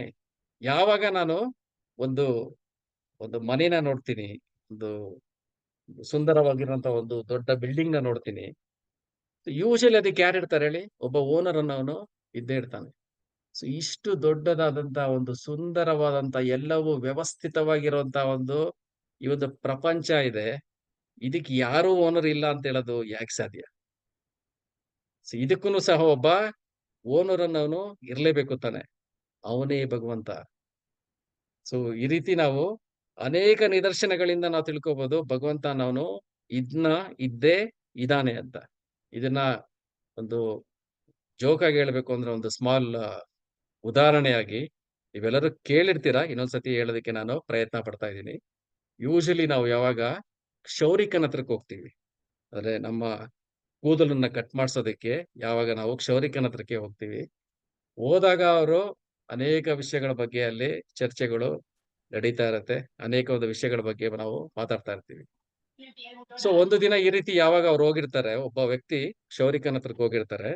ಕ್ಷೌರಿಕ ಮಾತಾಡ್ತಾ ಇರ್ತಾರೆ, ಹೇಳ್ತಾ ಇರ್ತಾರೆ, ಈ ಪ್ರಪಂಚದಲ್ಲಿ ನೋಡಿ ಎಷ್ಟೊಂದು ಅನಾಚಾರ, ಅಧರ್ಮ ಇವೆಲ್ಲ ನಡೀತಾ ಇದೆ. ತುಂಬಾ ಅನ್ಯಾಯಗಳು ನಡೀತಾ ಇದೆ. ಈ ಪ್ರಪಂಚದಲ್ಲಿ ದೇವರು ಅನ್ನೋನು ಇಲ್ವೇ ಇಲ್ಲ. ದೇವರು ಅನ್ನೋನು ಇದ್ದಿದ್ರೆ ಈ ರೀತಿ ಅನ್ಯಾಯ ಅನಾಚಾರಗಳು ನಡೆಯೋದಕ್ಕೆ ಬಿಡ್ತಾ ಇದ್ನ? ಈ ರೀತಿ ಒಳ್ಳೇದ್ ಮಾಡೋರ್ಗೆ ಕೆಟ್ಟೋದಾಗ್ತಾ ಇತ್ತ? ಕೆಟ್ಟದ್ ಮಾಡೋರ್ಗೆ ಒಳ್ಳೇದಾಗ್ತಾ ಇತ್ತ? ಸೊ ಈ ರೀತಿ ಅನೇಕ ಒಂದು ವಿಚಾರಗಳನ್ನ ಅವರು ಹೇಳ್ತಾ ಇರ್ತಾರೆ. ಪಾಪ ಅವನು ಕಟಿಂಗ್ ಮಾಡಿಸ್ಕೊಳ್ಳೋರು ಅವ್ರು ಜಾಸ್ತಿ ಹೇಳಕ್ ಹೋಗಲ್ಲ. ಯಾಕೇಳಿ ಅವ್ರ ಕೈನಲ್ಲಿ ಕತ್ರಿ ಇದೆ. ಜಾಸ್ತಿ ಹೇಳಕ್ ಹೋದ್ರೆ ಅದು ಬೇರೆ ತರ ನಮ್ಗೆ ಎಫೆಕ್ಟ್ ಆಗ್ಬೋದು ಅಂತ ನಾವೇನ್ ಮಾಡ್ತೀವಿ, ಸೈಲೆಂಟ್ ಆಗಿ ಅದನ್ನೆಲ್ಲ ಕೇಳಿಸ್ಕೊಂತೀವಿ. ಅದೇ ರೀತಿ ಆ ಒಂದು ವ್ಯಕ್ತಿನೂ ಸಹ ಎಲ್ಲ ಕೇಳಿಸ್ಕೊಂತಾರೆ. ಕೇಳಿಸ್ಕೊಂಡು ಬರ್ತಾರೆ. ಅಲ್ಲಿಂದ ಆ ಒಂದು ಅಂಗಡಿಯಿಂದ ಹೊರಗಡೆ ಬಂದು ನೋಡ್ತಾರೆ. ಅಲ್ಲೊಬ್ಬ ವ್ಯಕ್ತಿ ಉದ್ದಕ್ಕೆ ಕೂದಲು ಬಿಟ್ಕೊಂಡು, ಉದ್ದಕ್ಕೆ ಗಡ್ಡ ಬಿಟ್ಕೊಂಡು ಅವನು ಹೋಗ್ತಾ ಇರ್ತಾನೆ. ಆ ವ್ಯಕ್ತಿನ ನೋಡಿ ಆ ಕ್ಷೌರ ಮಾಡಿಸ್ಕೊಂಡಲ್ಲ, ಅವನು ಒಳಗಡೆ ಬಂದ್ಬಿಟ್ಟು ಕ್ಷೌರಿಕನಿಗೆ ಹೇಳ್ತಾರೆ, ಈ ಪ್ರಪಂಚದಲ್ಲಿ ಕ್ಷೌರ ಮಾಡೋಂಥ ವ್ಯಕ್ತಿಗಳೇ ಇಲ್ಲ ಅಂತ ಹೇಳ್ತಾರೆ. ಅಯ್ಯೋ ಅದೆಂಗ್ ಹೇಳ್ತೀಯ? ಈಗ ತಾನೇ ನಾನು ನಿನಗ್ ಮಾಡ್ಬಿಟ್ಟು ಕಳ್ಸದ್ನಲ್ಲ. ಈ ಒಂದು ಪ್ರಪಂಚದಲ್ಲಿ ಕ್ಷೌರ ಮಾಡೋಂಥ ವ್ಯಕ್ತಿಗಳಿದ್ರೆ ಕೂದಲು ಬಿಟ್ಕೊಂಡು ಈ ರೀತಿ ಗಡ್ಡ ಬಿಟ್ಕೊಂಡು ಇರೋಂತ ಒಂದು ವ್ಯಕ್ತಿಗಳು ಈ ಪ್ರಪಂಚದಲ್ಲಿ ಇರ್ತಾನೆ ಇರ್ಲಿಲ್ಲ. ಈಗ ತಾನೇ ನಾನು ಹೊರಗಡೆ ಹೋಗಿ ನೋಡ್ತಾ ಇದ್ದೀನಿ. ಫುಲ್ ಎಲ್ಲ ಕೂದಲು ಬಿಟ್ಕೊಂಡು ಗಡ್ಡ ಬಿಟ್ಕೊಂಡು ಒಬ್ಬ ವ್ಯಕ್ತಿ ಅಲಿತಾ ಇದ್ದಾನೆ. ಸೊ ಅದಕ್ಕೆ ಕ್ಷೌರಿಕರೇ ಈ ಪ್ರಪಂಚದಲ್ಲಿ ಇಲ್ಲ ಅಂತ ಅವರು ಹೇಳ್ತಾರೆ. ಆವಾಗ ಕ್ಷೌರಿಕ ಏನ್ ಹೇಳ್ತಾನೆ, ಕ್ಷೌರಿಕ ಅನ್ನೋನು ಇದಾನೆ. ಯಾವಾಗ ಅವ್ನು ನನ್ನ ಹತ್ರಕ್ಕೆ ಬರ್ತಾನೆ ಆವಾಗ ನಾನು ಕ್ಷೌರ ಮಾಡ್ಬೋದು. ಅವ್ನು ನನ್ನ ಹತ್ರಕ್ಕೆ ಬರ್ತಾ ಇಲ್ಲ, ಸೊ ಅದು ಕ್ಷೌರ ಆಗ್ತಾ ಇಲ್ಲ. ಸೊ ಇದರಿಂದನೇ ನಮಗೆ ಗೊತ್ತಾಗತ್ತೆ ಭಗವಂತ ಅನ್ನೋನು ಇದಾನೆ. ನಾವ್ ಯಾವಾಗ ಭಗವಂತನ ಹತ್ರಕ್ಕೆ ಹೋಗ್ತೀವಿ ಅವಾಗ ಭಗವಂತನ ಒಂದು ಅಸ್ತಿತ್ವ ನಮಗೆ ಈಸಿಯಾಗಿ ಗೊತ್ತಾಗುತ್ತೆ. ಸೊ ಇದರ ಜೊತೆನಲ್ಲಿ ನಮ್ಗೆ ಏನಂತ ತಿಳ್ಕೊಳ್ತಾ ಇದೀವಿ, ಭಗವಂತನ ಒಂದು ಅಸ್ತಿತ್ವ ನಮಗೆ ಇದ್ದೇ ಇದೆ ಅಂತ ಒಂದು ನಂಬಿಕೆ ಇವೆಲ್ಲದರ ಒಂದು ನಿದರ್ಶನದಿಂದ ಬರುತ್ತೆ. ಸೊ ನಾವೀಗ ನಮ್ಮ ಮುಂದಿನ ಒಂದು ಟಾಪಿಕ್ ಆಗಿ ಇನ್ನೊಂದ ಒಂದು ಪ್ರಶ್ನೆ ಬರುತ್ತೆ. ಯೂಶಲಿ ನಾವ್ ಯಾವಾಗ ಭಗವಂತ ಅವಕ್ಕೆ ಇದಾನೆ ಅಂತ ನಂಬದ್ಮೇಲೆ ಒಂದೊಂದು ಧರ್ಮದವರು ಒಬ್ಬೊಬ್ಬರನ್ನ ದೇವರು ಅಂತ ಕರೀತಾರೆ. ಹೌದು ತಾನೆ? ಅದರ ಜೊತೆನಲ್ಲಿ ದಯವಿಟ್ಟು ಮ್ಯೂಟ್ ಮಾಡಿ ಅವ್ರದ್ದು. ಹರೇ ಕೃಷ್ಣ. ಬಸವರಾಜಯ್ಯ ಅನ್ನೋರು ದಯವಿಟ್ಟು ಮ್ಯೂಟ್ ಮಾಡಿ. ಸೊ ಇದರ ಜೊತೆನಲ್ಲಿ ಏನಾಗುತ್ತೆ ಹೇಳಿ, ಅನೇಕ ಧರ್ಮಗಳಿದೆ. ಒಬ್ಬೊಬ್ಬರು ಧರ್ಮದವರು ಒಂದೊಂದು ದೇವರಿದ್ದಾರೆ ಅಂತ ಹೇಳ್ತಾರೆ. ಇನ್ನು ನಮ್ಮ ಹಿಂದೂ ಧರ್ಮಕ್ಕೆ ಬಂದ್ರೆ, ನಮ್ಮ ಈ ಒಂದು ಸನಾತನ ಧರ್ಮಕ್ಕೆ ಬಂದ್ರೆ ಕೋಟ್ಯಾಂತರ ದೇವತೆಗಳಿದ್ದಾರೆ. ಸೊ ಯಾರು ದೇವರು ಅನ್ನೋದನ್ನ ನಾವು ಯೋಚನೆ ಮಾಡೋದಕ್ಕೆ ನಮ್ಮಲ್ಲಿ ಅನೇಕ ಒಂದು ಸಂದೇಹಗಳು, ಗೊಂದಲಗಳು ನಮ್ಮಲ್ಲಿ ಇರುತ್ತೆ. ಅಂದ್ರೆ ಕೆಲವರು ಹೇಳ್ತಾರೆ ದೇವರು ಅಂದ್ರೆ ಯಾರು ಅಂತ ಕೇಳಿದ್ರೆ ನಾವೇನ್ ಹೇಳ್ತೀವಿ, ದೇವರು ಅಂದ್ರೆ ಯಾವುದೋ ಒಂದು ಶಕ್ತಿ ಅನ್ನೋದು ಇರ್ಬೇಕು, ಇಲ್ವಾ? ದೇವರು ಅಂದ್ರೆ ಏನೋ ಒಂದು ಬೆಳಕು, ಇದೇ ದೇವ್ರು ಅಂತ ಅಂತ ನಾವು ಅನ್ಕೊಂತಾರೆ. ಕೆಲವರು ಹೇಳ್ತಾರೆ. ಕೆಲವರು ಹೇಳ್ತಾರೆ ದೇವರು ಅಂದ್ರೆ ಎಲ್ಲಾ ಕಡೆ ಇದ್ದಾನೆ, ಸೊ ಅವರೇ ದೇವರು. ದೇವರು ಅನ್ನೋದನ್ನ ನಂಬ್ತಾ ಇದೀವಿ. ಆದ್ರೆ ಯಾವಾಗ ಆ ದೇವರು ಯಾರು ಅನ್ನೋಂತ ಒಂದು ಪ್ರಶ್ನೆ ಬರುತ್ತೆ, ಅಲ್ಲೂ ಸಹ ನಮ್ಗೇನಿದೆ, ಒಂದು ಕ್ಲಾರಿಟಿ ಅನ್ನೋದು ಇರೋದಿಲ್ಲ. ಅನೇಕ ರೀತಿಯಾದಂತ ಒಂದು ಇದು ಪ್ರಪಂಚದ ವಿವಿಧ ಭಾಗಗಳಲ್ಲಿ ವಿವಿಧವಾದಂತ ಒಂದು ಧರ್ಮಾಚರಣೆಗಳಿದೆ. ಒಂದೊಂದು ಧರ್ಮದಲ್ಲಿ ಬೇರೆ ಬೇರೆ ಹೇಳ್ತಾ ಇದೆ ಅಂತ ನಾವು ತಪ್ಪಾಗಿ ತಿಳ್ಕೊಂಡ್ಬಿಟ್ಟಿದೀವಿ. ಆಮೇಲೆ ಎಲ್ಲಾನು ಬೇರೆ ಬೇರೆನೆ ಹೇಳ್ತಾ ಇದೆ, ಎಲ್ಲಾರು ಬೇರೆ ಬೇರೆನೆ ಇದೆ, ಈ ರೀತಿ ಅನ್ಕೊಂಡ್ಬಿಟ್ಟಿದೀವಿ. ಆದ್ರೆ ನಿಜವಾಗ್ಲೂ ನಾವು ಅದನ್ನ ಕೂಲಂಕುಷವಾಗಿ ಅಧ್ಯಯನ ಮಾಡಿ ನೋಡಿದ್ರೆ ಪ್ರತಿಯೊಂದು ಧರ್ಮನೂ ಹೇಳ್ತಾ ಇರೋದು ದೇವ್ರು ಅನ್ನೋನು ಒಬ್ಬ ಇದ್ದೇ ಇದ್ದಾನೆ. ಇದ್ರೆ ಅವನು ಒಬ್ಬನೇ ಇದ್ದಾನೆ. ಒಬ್ಬನೇ ಇದ್ರೆ ಅವನು ಇದೇ ರೀತಿ ಇದ್ದಾನೆ ಅನ್ನೋದನ್ನು ಸಹ ನಮ್ಮ ಧರ್ಮಗಳಲ್ಲಿ ಹೇಳಿದೆ. ಸೊ ನಾವು ಅದಕ್ಕೆ ಒಂದು ಉದಾಹರಣೆ ಆಗಿ ತಗೊಂಡ್ರೆ, ಸೂರ್ಯ ಇದ್ದಾನೆ. ಸೂರ್ಯನ ನಾವೇನ್ ಮಾಡ್ತೀವಿ, ಅನೇಕ ಹೆಸರುಗಳನ್ನ ಕರಿತೀವಿ. ಯಾವುದೇ ಹೆಸರಿನಿಂದ ಕರೆದ್ರು ಅವನೇನಾಗಿರ್ತಾನೆ, ಅವನು ಸೂರ್ಯನಾಗಿರ್ತಾನೆ. ಸೂರ್ಯನ ರವಿ ಅಂತಾನೂ ಕರಿತೀವಿ, ಭಾಸ್ಕರ ಅಂತಾನೂ ಕರಿತೀವಿ, ಸೂರಜ್ ಅಂತಾನೂ ಕರಿತೀವಿ. ಈ ರೀತಿ ಏನೇನೋ ಅನೇಕ ಹೆಸರಿಂದ ಕರೆದ್ರು ಕರೆಯುವಂತ ವ್ಯಕ್ತಿ ಯಾರಾಗಿದ್ದಾರೆ, ಸೂರ್ಯನೇ ಆಗಿದ್ದಾರೆ. ಸೊ ಅದೇ ರೀತಿ ಭಗವಂತನಿಗೆ ಒಂದು ಅನೇಕ ಹೆಸರುಗಳನ್ನ ಕರೆದ್ರು ಭಗವಂತನ ನಾವ್ ಯಾರನ್ನ ಕರಿತಾ ಇದೀವಿ ಆ ಒಂದು ಭಗವಂತ ಏನಾಗಿದ್ದಾರೆ, ಅವರು ಒಬ್ಬರೇ ಆಗಿದ್ದಾರೆ. ಇನ್ನು ಅನೇಕ ಧರ್ಮಗಳ ಒಂದು ವಿಚಾರಕ್ಕೆ ಬಂದ್ರು ಸಹ ಎಲ್ಲಾ ಧರ್ಮಗಳಲ್ಲಿ ಹೇಳೋದು ಅಷ್ಟೇ, ಕೊನೆಯಲ್ಲಿ ಒಬ್ಬನೇ ದೇವರಿದ್ದಾರೆ, ಅವರೇನಾಗಿದ್ದಾರೆ, ಪರಮ ಪುರುಷ ಆಗಿದ್ದಾರೆ. ಎಲ್ಲಾ ಧರ್ಮಗಳು ಹೇಳೋದೇನ್ ಹೇಳಿ, ಆ ಒಂದು ದೇವತಮ ಪರಮ ಪುರುಷನಿಗೆ ನಾವೇನ್ ಮಾಡ್ಬೇಕು, ಭಕ್ತಿಯನ್ನ ಮಾಡ್ಬೇಕು. ಯಾರಿಗೂ ನಾವು ತೊಂದರೆ ಕೊಡಬಾರ್ದು. ಭಗವಂತನ ಒಂದು ಭಕ್ತಿಯನ್ನ ಮಾಡಬೇಕು, ಭಗವಂತನ ಒಂದು ನಾಮಸ್ಮರಣೆಯನ್ನ ಮಾಡಬೇಕು, ಭಗವಂತನ ಒಂದು ಗುಣಗಾನ ಮಾಡಬೇಕು ಅನ್ನೋದನ್ನೇ ಎಲ್ಲಾ ಧರ್ಮಗಳಲ್ಲೂ ಇರುವಂತ ಒಂದು ಸಾರ. ಇದನ್ನ ನೀವು ಎಲ್ಲಾ ಧರ್ಮಗಳಲ್ಲೂ, ಎಲ್ಲಾ ಧರ್ಮ ಗ್ರಂಥಗಳಲ್ಲೂ ಸಹ ಓದ್ ನೋಡಿ. ಯಾರು ಹೇಳಲ್ಲ ಈ ಒಂದು ವಿಚಾರನ ಬಿಟ್ಟು ಬೇರೆ ಒಂದು ವಿಚಾರನೇ ಅಲ್ಲಿ ಇರೋದಿಲ್ಲ. ಒಂದೊಂದು ನೀವು ಧರ್ಮಕ್ಕೆ ಒಂದು ಹೋಗಿ ಆ ಒಂದು ಧರ್ಮದ ಗ್ರಂಥದಲ್ಲೂ ನೋಡಿದ್ರು ಸಹ ಇದೇ ಒಂದು ಉಲ್ಲೇಖಗಳೇ ಇರುತ್ತೆ. ಅಲ್ಲಿ ಒಂದೇ ದೇವರಿದ್ದಾರೆ, ಆ ಒಂದು ದೇವರು ಇವರೇ. ಇದರ ಮೂಲ ಒಂದು ಉದ್ದೇಶ, ಒಂದು ಮನುಷ್ಯನ ಜನ್ಮನ ಉದ್ದೇಶ ಭಗವಂತನ ಒಂದು ಭಕ್ತಿ ಮಾಡೋದು ಅನ್ನೋದೇ ಅಲ್ಲಿ ಇದೆ.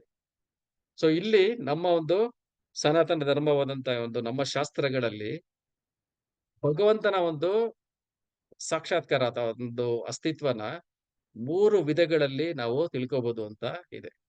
ಸೊ ಇಲ್ಲಿ ಶ್ರೀಮದ್ ಭಾಗವತಂ ಅಲ್ಲಿ ನೀವು ಯಾವಾಗ ಒಂದು ನಂಬರ್ಗಳನ್ನ ನೋಡ್ತೀರಾ, ಇದನ್ನ ಓದುವಂತ ಒಂದು ರೀತಿ ಹೇಗಿರುತ್ತೆ ಅಂದ್ರೆ, ಅಲ್ಲಿ 1 ಅಂದ್ರೆ ಮೊದಲನೇ ಸ್ಕಂದ, 2 ಅಂದ್ರೆ 2ನೇ ಅಧ್ಯಾಯ, 11 ಅಂದ್ರೆ ಶ್ಲೋಕ. ಸೊ ಶ್ರೀಮದ್ ಭಾಗವತದ ಮೊದಲನೇ ಸ್ಕಂದ 2ನೇ ಅಧ್ಯಾಯ 11ನೇ ಶ್ಲೋಕದಲ್ಲಿ ಏನಂತ ಇದೆ, ವದಂತಿ ತತ್ವವಿದಸ್ ತತ್ವಂ ಯಜ್ಞಾನಂ ಅದ್ವಯಂ ಬ್ರಹ್ಮೇತಿ ಪರಮಾತ್ಮೇತಿ ಭಗವಾನಿತಿ ಶಬ್ದಯತೆ. ಅಂದ್ರೆ ಈ ಒಂದು ಪರಮ ಸತ್ಯ ಏನಿದೆ ಇದನ್ನ ನಾವು 3 ಹಂತಗಳಲ್ಲಿ ಅರ್ಥ ಮಾಡ್ಕೋಬಹುದು. ಅದ್ಯಾವ್ದದು? ಬ್ರಹ್ಮೇತಿ ಪರಮಾತ್ಮೇತಿ ಭಗವಾನಿತಿ ಶಬ್ದಯತೆ. ಮೊದಲನೇದಾಗಿ ನಾವು ಅವನನ್ನ ಒಬ್ಬ ಬ್ರಹ್ಮನ್ನಾಗಿ ಅರ್ಥ ಮಾಡ್ಕೋಬಹುದು. 2ನೇದಾಗಿ ಪರಮಾತ್ಮನಾಗಿ ಅರ್ಥ ಮಾಡ್ಕೋಬಹುದು. 3ನೇದಾಗಿ ಭಗವಂತನಾಗಿ, ಭಗವಾನಾಗಿ ನಾವು ಅರ್ಥ ಮಾಡ್ಕೋಬಹುದು. ಸೊ ಈ ರೀತಿ 3 ಹಂತಗಳಲ್ಲಿ ಆ ಒಂದು ಪರಮ ಸತ್ಯವನ್ನ ನಾವು ಅರ್ಥ ಮಾಡ್ಕೋಬಹುದು ಅಂತ ನಮ್ಮ ಶಾಸ್ತ್ರವಾದಂತಹ ಶ್ರೀಮದ್ ಭಾಗವತಮಲ್ಲಿ ಇದು ಹೇಳಿದೆ. ಸೊ ಇದನ್ನು ಅರ್ಥ ಮಾಡ್ಕೋಬೇಕು ಅಂದ್ರೆ ಅದೇ ಒಂದು ಉದಾಹರಣೆಯನ್ನು ತಗೊಳ್ಳೋಣ. ಸೂರ್ಯನ ಒಂದು ಉದಾಹರಣೆ. ಅಲ್ಲೂ ಯಾವಾಗ ನಾವು ಒಂದು ಸೂರ್ಯನ ಒಂದು ಅಸ್ತಿತ್ವನ ತಿಳ್ಕೋಬೇಕು, ಸೂರ್ಯ ಅಂದ್ರೆ ಯಾರು ಅಂತ ನಾವು ತಿಳ್ಕೋಬೇಕು ಅಂದ್ರೆ, ಮೊದಲನೇದಾಗಿ ಯಾವ ರೀತಿ ತಿಳ್ಕೋಬಹುದು ಸೂರ್ಯನ ಬಗ್ಗೆ? ನಾವು ಮನೆಯಲ್ಲಿ ಇಡ್ತೀವಿ, ಬೆಳಿಗ್ಗೆ ಸೂರ್ಯೋದಯ ಆಯ್ತು. ಸೂರ್ಯೋದಯ ಆಗಿದ ತಕ್ಷಣ ಏನ್ ಬರುತ್ತೆ ಹೇಳಿ? ಸೂರ್ಯನ ಒಂದು ಬೆಳಕು ಬರುತ್ತೆ. ಸೊ ನಾನು ಮನೆಯಲ್ಲಿ ಇದೀನಿ, ಮನೆಯಲ್ಲಿ ಇರುವಂತ ಒಂದು ಯಾವಾಗ ಬೆಳಕನ್ನ ನಾನು ನೋಡ್ತೀನಿ, ಅದರಿಂದಲೇ ನನಗೆ ಗೊತ್ತಾಗತ್ತೆ ಓಕೆ ಸೂರ್ಯೋದಯ ಆಯ್ತು ಅಂತ. ಸೊ ಒಂದು ಬೆಳಕಿನಿಂದಾನೇ ನಾನೇನ್ ಅನ್ಕೊಂತಾ ಇದ್ದೀನಿ, ಓಕೆ ಬೆಳಕಿದ್ರೆ ಅಲ್ಲಿ ಸೂರ್ಯೋದಯ ಆಗಿದೆ ಅಂತ ನಾನು ತಿಳ್ಕೊಳ್ತೀನಿ. ಸೊ ಈ ರೀತಿ ಬ್ರಹ್ಮನ್ ಒಂದು ಬ್ರಹ್ಮ ಜ್ಯೋತಿ ಅನ್ನೋದೇನಿದೆ, ಇಂಥ ಒಂದು ಮೊದಲನೇ ಹಂತದ ಒಂದು ಸ್ವರೂಪ ಏನಿದೆ, ಇದು ಬ್ರಹ್ಮನ್ ಸ್ವರೂಪ. ಅಂದ್ರೆ ಅವನಿಗೆ ಯಾವುದೇ ಆದಂತ ಒಂದು ಆಕಾರ ಇಲ್ಲ, ಯಾವುದೇ ಆದಂತ ಒಂದು ಗುಣ ಇಲ್ಲ, ಯಾವುದೇ ಆದಂತ ಒಂದು ಇದಿಲ್ಲ. ಅಂದ್ರೆ ಅವರು ಒಂದು ಬ್ರಹ್ಮ ಜ್ಯೋತಿಯ ರೀತಿ ಅದು ಈ ಒಂದು ಪರಮ ಸತ್ಯ ಇರಬೇಕು ಅಂತ ತಿಳ್ಕೊಳ್ಳೋದು ಮೊದಲನೇ ಹಂತ. ಅಂದ್ರೆ ಸೂರ್ಯನ ಬೆಳಕಿನಿಂದಲೇ ನಾನು ಓಕೆ ಸೂರ್ಯ ಈ ರೀತಿ ಇರಬೇಕು ಅಂತ ನಾನು ಏನು ಯೋಚನೆ ಮಾಡ್ತೀನಲ್ಲ, ಅದು ಮೊದಲನೇ ಹಂತ. ಸೊ ಇದರ ನಂತರ ನಾನು ಏನ್ ಮಾಡ್ತೀನಿ, 2ನೇ ಹಂತಕ್ಕೆ ನಾನು ಬರ್ತೀನಿ. ಅಂದ್ರೆ ನಾನು ಮನೆಯಿಂದ ಹೊರಗಡೆ ಬಂದು ಸೂರ್ಯನ ಒಂದು ದರ್ಶನ ಮಾಡ್ತೀನಿ. ಆಕಾಶದಲ್ಲಿ ಸೂರ್ಯ ಯಾವ ರೀತಿ ಇದ್ದಾನೆ ಅವನನ್ನ ನಾನು ಹೋಗಿ ನೋಡ್ತೀನಿ.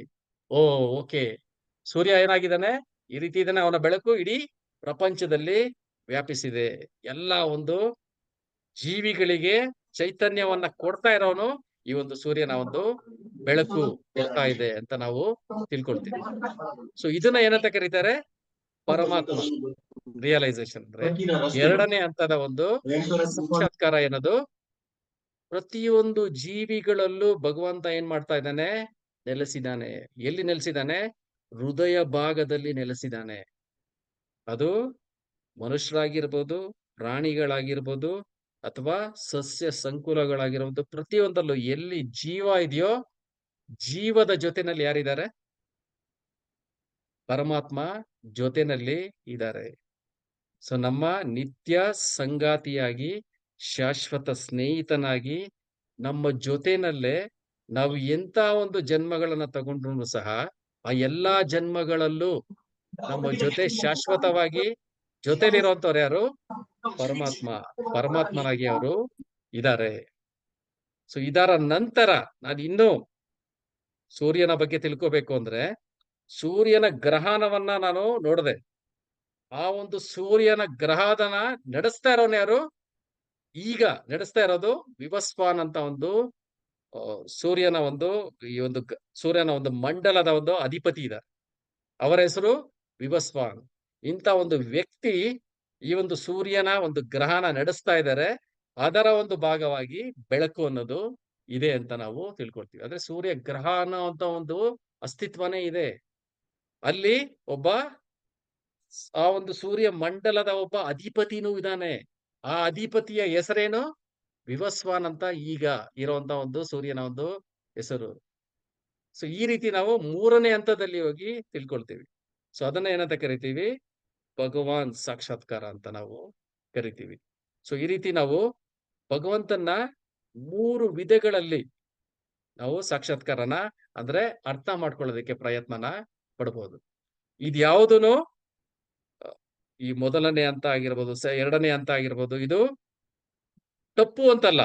ಆದ್ರೆ ಅದು ಪರಿಪೂರ್ಣನೂ ಅಲ್ಲ. ಯಾಕೆ ಅಂದ್ರೆ ಬೆಳಕು ಅಂದ್ರೇನೆ ಸೂರ್ಯ ಅಲ್ಲ.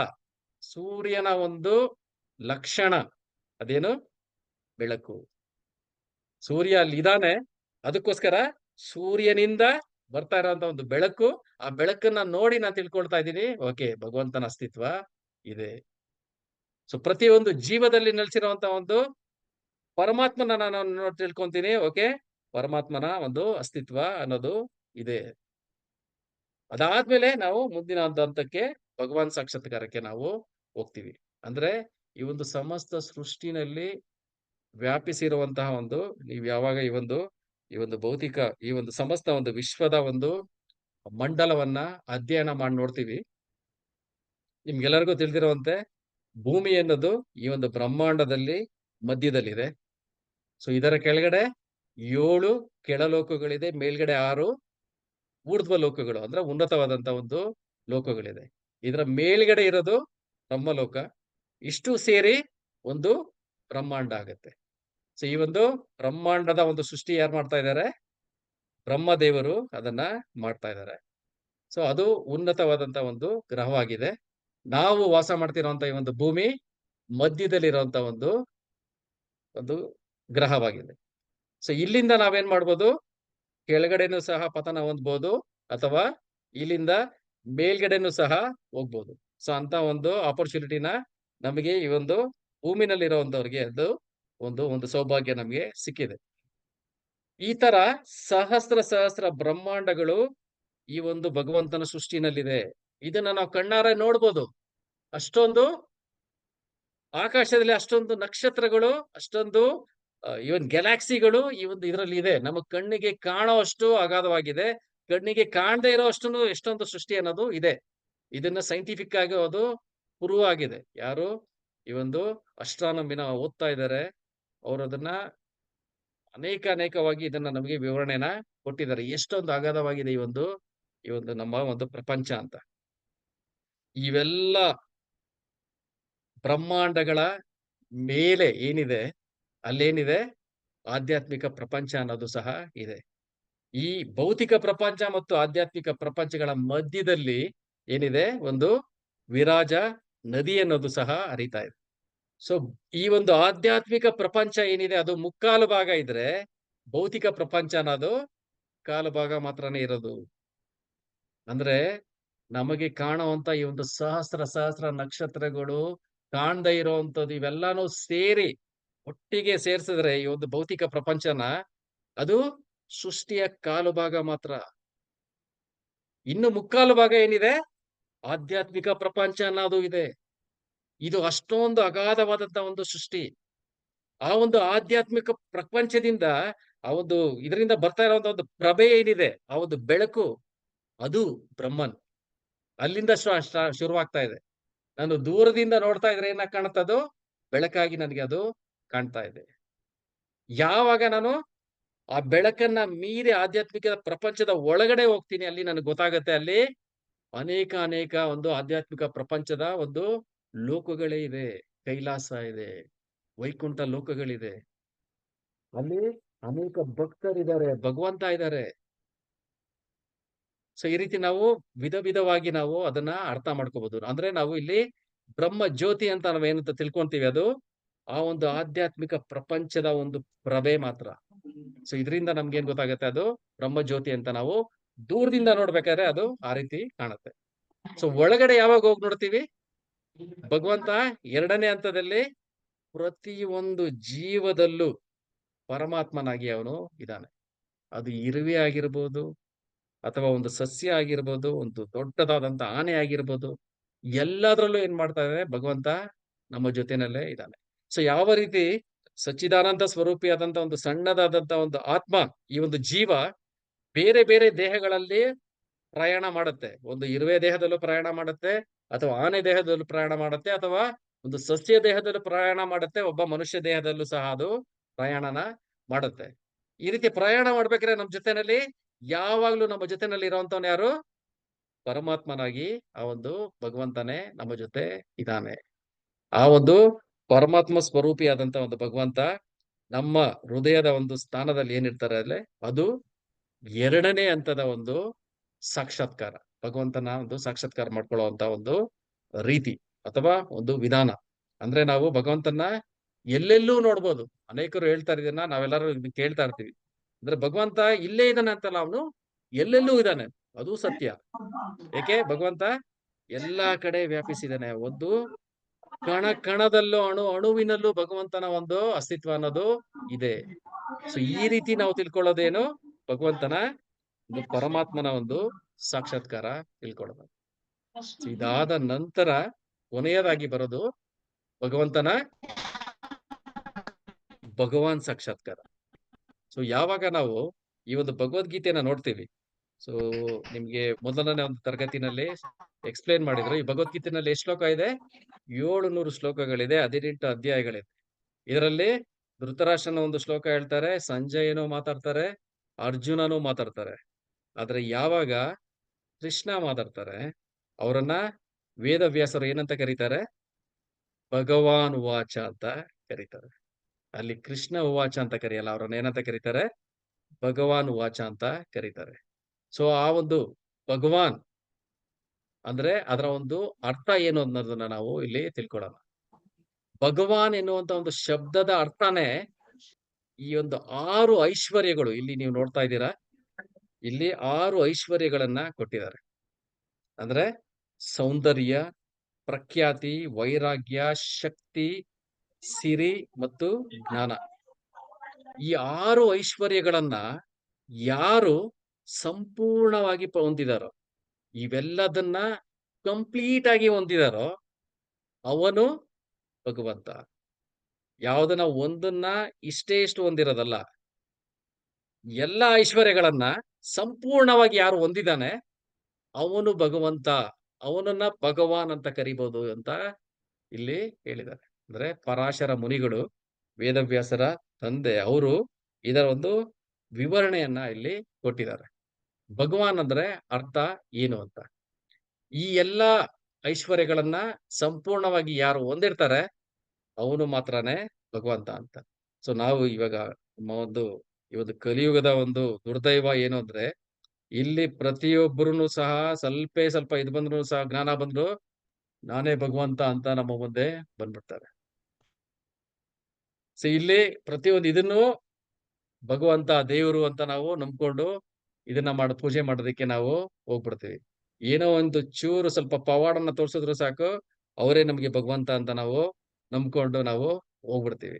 ಆದ್ರೆ ನಮ್ಮ ಶಾಸ್ತ್ರಗಳಲ್ಲಿ ಏನ್ ಹೇಳುತ್ತೆ, ಭಗವಂತ ಅನ್ನೋನಾಗಿರ್ಬೇಕಾದ್ರೆ ಅವರಲ್ಲಿ ಏನಿರ್ಬೇಕು? ಈ 6 ಐಶ್ವರ್ಯಗಳು 6 ಇರಬೇಕು, ಸಂಪೂರ್ಣವಾಗಿ ಸಹ ಇರಬೇಕು. ಸೊ ಇದು ಯಾವ ರೀತಿ ಇರುತ್ತೆ ಭಗವಂತನಲ್ಲಿ ಅಂದ್ರೆ ದೇವೋತ್ತಮ ಪರಮ ಪುರುಷನಾದಂತಹ ಕೃಷ್ಣನಲ್ಲಿ ಇದೆ ಅನ್ನೋದನ್ನ ನಾವು ಮುಂದಿನ ಅಧ್ಯಾಯದಲ್ಲಿ ತಿಳ್ಕೊಳ್ಳೋಣ. ಅದೇ ರೀತಿ ಯಾವ ರೀತಿ ಒಂದು ಜೀವಕ್ಕೆ ಮತ್ತು ಆ ಒಂದು ದೇವೋತ್ತಮ ಪರಮ ಪುರುಷನಾದಂತ ಭಗವಂತನಿಗೆ ಯಾವ ರೀತಿಯಾದಂತ ಒಂದು ಶಾಶ್ವತವಾದಂತ ಸಂಬಂಧ ಅನ್ನೋದು ಇದೆ ಅನ್ನೋದನ್ನು ಸಹ ನಾವು ಮುಂದಿನ ಅಧ್ಯಾಯದಲ್ಲಿ ನಾವು ಈಗ ತಿಳ್ಕೊಳ್ಳೋಣ. ಸೊ ಈಗ ಸಮಯ ಮೀರ್ತಾ ಇದೆ. ನಿಮ್ಗೆ ಏನಾದ್ರೂ ಪ್ರಶ್ನೆ ಇದ್ರೆ ಸೊ ದಯವಿಟ್ಟು ನೀವು ಅನ್ಮ್ಯೂಟ್ ಮಾಡಿ ಪ್ರಶ್ನೆನ ಕೇಳ್ಬೋದು. ಹರೇ ಕೃಷ್ಣ.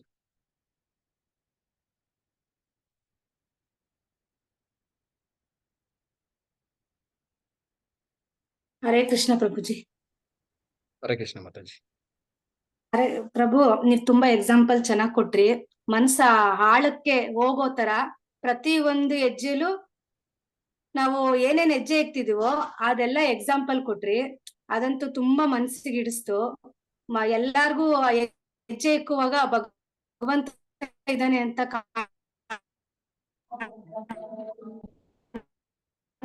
ಕಾಣಿಸ್ಕೊಳ್ಳುತ್ತೆ. ತುಂಬಾ ಚೆನ್ನಾಗಿತ್ತು. ಆಮೇಲೆ ನನ್ ಹರೇ ಕೃಷ್ಣ ಪ್ರಭು, ಹಾ ಮಾತಾಜಿ ಹೇಳಿ.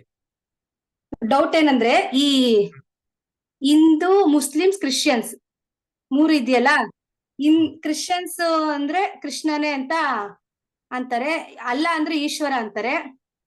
ಸೊ ಎಲ್ಲಾ ದೇವ್ರು ಒಂದೇ, ನಾಮ ಹಲವು, ಅದು ತಿಳಿದಿದೀವಿ. ಆದ್ರೂ ಕ್ರಿಶ್ಚಿಯನ್ಸ್ ಅವರು ನಮ್ ಹಿಂದೂ ತರ ನಡ್ಕೊಳಲ್ಲ, ಮುಸ್ಲಿಮ್ಸ್ ಅವರು ಹಿಂದೂ ತರ ನಡ್ಕೊಳಲ್ಲ. ಅವರ ಬೈಬಲ್ ಅಲ್ಲಿ ಮತ್ತೆ ಕುರಾನ್ ಅಲ್ಲಿ ಯಾವ ತರ ಇರ್ಬೋದು ಅಂತ ಒಂದು ಡೌಟ್. ಓಕೆ, ಆಕ್ಚುಲಿ ಹೌದು, ಎಲ್ಲಾ ಭಗವಂತ ಅನ್ನೋನು ಎಲ್ಲಾ ಧರ್ಮದವರಿಗೂ ಒಬ್ಬನೇ ಇದ್ದಾನೆ. ಅದು ಎಲ್ಲಾ ಧರ್ಮ ಗ್ರಂಥಗಳಲ್ಲೂ ಸಹ ಅದನ್ನೇ ಹೇಳ್ತಾ ಇರೋದು. ನೀವ್ ಯಾವಾಗ ಒಂದು ಕ್ರಿಶ್ಚಿಯನ್ ಒಂದು ಧರ್ಮದಲ್ಲೂ ನೀವು ನೋಡಿದ್ರು ಸಹ ಯಾವತ್ತೂ ಯೇಸು ತಾನೇ ಭಗವಂತ ಅಂತ ಅವ್ರು ಯಾವತ್ತೂ ಹೇಳಿಲ್ಲ. ಅವ್ರು ಏನಂತ ಹೇಳಿದ್ದಾರೆ, ನಾನು ಭಗವಂತನ ಒಂದು ಮಗ, ನಾನು ಇಲ್ಲಿ ಏನಕ್ಕೆ ಬಂದಿದ್ದೀನಿ, ನಾನು ನಿಮ್ಮನ್ನ ಭಗವಂತನ ಹತ್ರಕ್ಕೆ ಕರ್ಕೊಂಡು ಹೋಗುವಂತ ಒಂದು ಮಾರ್ಗನ ತಿಳಿಸೋದಕ್ಕೋಸ್ಕರ ನಾನು ಬಂದಿದ್ದೀನಿ ಅಂತ ಇಲ್ಲಿ ಸಮಸ್ತ ಬೈಬಲ್ ನಲ್ಲಿ ಅವರು ತಿಳಿಸ್ಕೊಟ್ಟಿದ್ದಾರೆ. ನೀವು ಯಾವ ರೀತಿ ಜೀವನ ಮಾಡಬೇಕು, ಯಾವ ರೀತಿ ಸೃಷ್ಟಿ ಆಗಿದೆ, ನಾನು ಭಗವಂತನ ಒಬ್ಬ ಮಗ, ಭಗವಂತನ ಹತ್ರಕ್ಕೆ ಕರ್ಕೊಂಡು ಹೋಗೋದಕ್ಕೋಸ್ಕರ ನಾನು ಇಲ್ಲಿಗೆ ಬಂದಿದ್ದೀನಿ ಅಂತ ಅವರು ಈ ಒಂದು ಬೈಬಲ್ ಅಲ್ಲಿ ಹೇಳಿದ್ದಾರೆ. ಅದೇ ರೀತಿ ನೀವು ಈ ಒಂದು ಮುಸ್ಲಿಂ ಇದನ್ನ ತಗೊಂಡ್ರು ಸಹ ಅಲ್ಲೂ ಅಷ್ಟೇನೆ, ಭಗವಂತ ಅನ್ನೋನು ಅಲ್ಲ ಅಂದ್ರೆ ಏನ್ ಹೇಳಿ, ಅವನೇ ದ ಸುಪ್ರೀಂ. ಆ ಸುಪ್ರೀಮು ಈವನ್ ಕುರಾನ್ ಅಲ್ಲೂ ಸಹ ಒಂದು ಉಲ್ಲೇಖ ಅನ್ನೋದು ಇದೆ. ಅದು ಯಾವ ಒಂದು ಇದ್ರಲ್ಲಿ ಅಂತ ನೆನಪು ಬರ್ತಾ ಇಲ್ಲ. ಭಗವಂತ ಅನ್ನೋನು ಆ ಒಂದು ಸುಪ್ರೀಂ ಅನ್ನೋನು ಆ ಒಂದು ಬಣ್ಣ, ಆ ಒಂದು ದೇವರ ಒಂದು ದೇವತಮ ಪರಮ ಪುರುಷನ ಒಂದು ಬಣ್ಣ ಶ್ಯಾಮದ ಬಣ್ಣ ಅಥವಾ ಕಪ್ಪು, ಗಾಢವಾದದೊಂದು ಕಪ್ಪಿನ ಒಂದು ಬಣ್ಣದಿಂದ ತುಂಬಿರೋ ಕೂಡಿರೋಂಥವನು ಭಗವಂತ ಅಂತ ಅಲ್ಲಿ ಕುರಾನ್ ಅಲ್ಲಿ ಸಹ ಒಂದು ಉಲ್ಲೇಖ ಇದೆ. ನೀವು ಈ ರೀತಿ ಯಾವುದೇ ಒಂದು ಧರ್ಮ ಗ್ರಂಥನ ತಗೊಂಡ್ರು ಅವ್ರು ಹೇಳೋದು ಒಂದೇ ದೇವರು. ಆ ದೇವರು ಯಾರು ಅಂತ ನಾವು ಇನ್ನು ಇನ್ ಡೆಪ್ತ್ ಆಗಿ ನಾವು ಸ್ಟಡಿ ಮಾಡ್ತಾ ಹೋದ್ರೆ ಅದು ಆ ದೇವತಮ ಪರಮ ಪುರುಷನ ಹತ್ರ, ಕೃಷ್ಣನ ಹತ್ರಕ್ಕೆ ಅದು ಬಂದು ನಿಲ್ಲುತ್ತೆ. ಸೊ ಇದು ಯಾವ ರೀತಿ ಅಂದ್ರೆ, ವಿವಿಧ ಸ್ಥಳಗಳಲ್ಲಿ ವಿವಿಧ ಕಾಲಗಳಲ್ಲಿ ಆ ಜನರು ಇದ್ದಂತ ಒಂದು ಸ್ಥಳ, ಕಾಲ ಮತ್ತು ಸಂದರ್ಭಕ್ಕೆ ಅನುಗುಣವಾಗಿ ಭಗವಂತ ಏನ್ ಮಾಡ್ತಾರೆ, ಆ ಒಂದು ಧರ್ಮ ಗ್ರಂಥಗಳನ್ನ ಆ ಒಂದು ಪ್ರದೇಶಕ್ಕೆ, ಆ ಒಂದು ಜನ ಸಮೂಹಕ್ಕೆ ಕೊಟ್ಟಿರ್ತಾರೆ. ಅಲ್ಲಿಂದ ಅವರು ಮುಂದಕ್ಕೆ ಉನ್ನತಿಯನ್ನ ಪಡ್ಕೊಳ್ಳಿ ಅಂತ ಅವರು ಕೊಟ್ಟಿರ್ತಾರೆ. ಅದಕ್ಕೋಸ್ಕರನೇ ಈ ಪ್ರಪಂಚದ ವಿವಿಧ ಭಾಗಗಳಲ್ಲಿ ಏನೋ ಒಂದು ವಿವಿಧ ಧರ್ಮ ಗ್ರಂಥಗಳಿದೆ. ಆ ಒಂದು ಪ್ರದೇಶದ ಜನರಿಗೆ ಆ ಒಂದು ಕಾಲಕ್ಕೆ ತಕ್ಕನಾಗಿ ಅದು ಬರ್ದಿರುತ್ತೆ. ಅಲ್ಲಿಂದ ಅವರು ಮುಂದಕ್ಕೆ ಉನ್ನತಿಯನ್ನ ಹೊಂದಲಿ, ಭಗವಂತನ ಬಗ್ಗೆ ತಿಳ್ಕೊಳ್ಳಿ ಅಂತ. ಸೊ ಇದ್ಯಾವುದನ್ನು ಆಕ್ಚುಲಿ ನಾವು ನೋಡಿದ್ರೆ ಇದರಲ್ಲಿ ತಪ್ಪು ಅನ್ನೋದು ಯಾವುದೂ ಇಲ್ಲ. ಇವೆಲ್ಲಾನು ಹೇಳ್ತಾ ಇರೋದು ಒಂದೇನೆ, ಭಗವಂತ ಇರೋನು ಇದೇ ರೀತಿ ಇದ್ದಾರೆ, ಒಬ್ಬನೇ ಇದ್ದಾನೆ. ಅವನನ್ನ ನಾವೇನ್ ಮಾಡ್ಬೇಕು, ಭಕ್ತಿ ಸೇವೆ ಮಾಡಬೇಕು ಅನ್ನೋದನ್ನೇ ಅಲ್ಲೂ ಎಲ್ಲಾ ಧರ್ಮಗಳು ಹೇಳ್ತಾ ಇದೆ. ಹರೇ ಕೃಷ್ಣ ಮಾತೆ.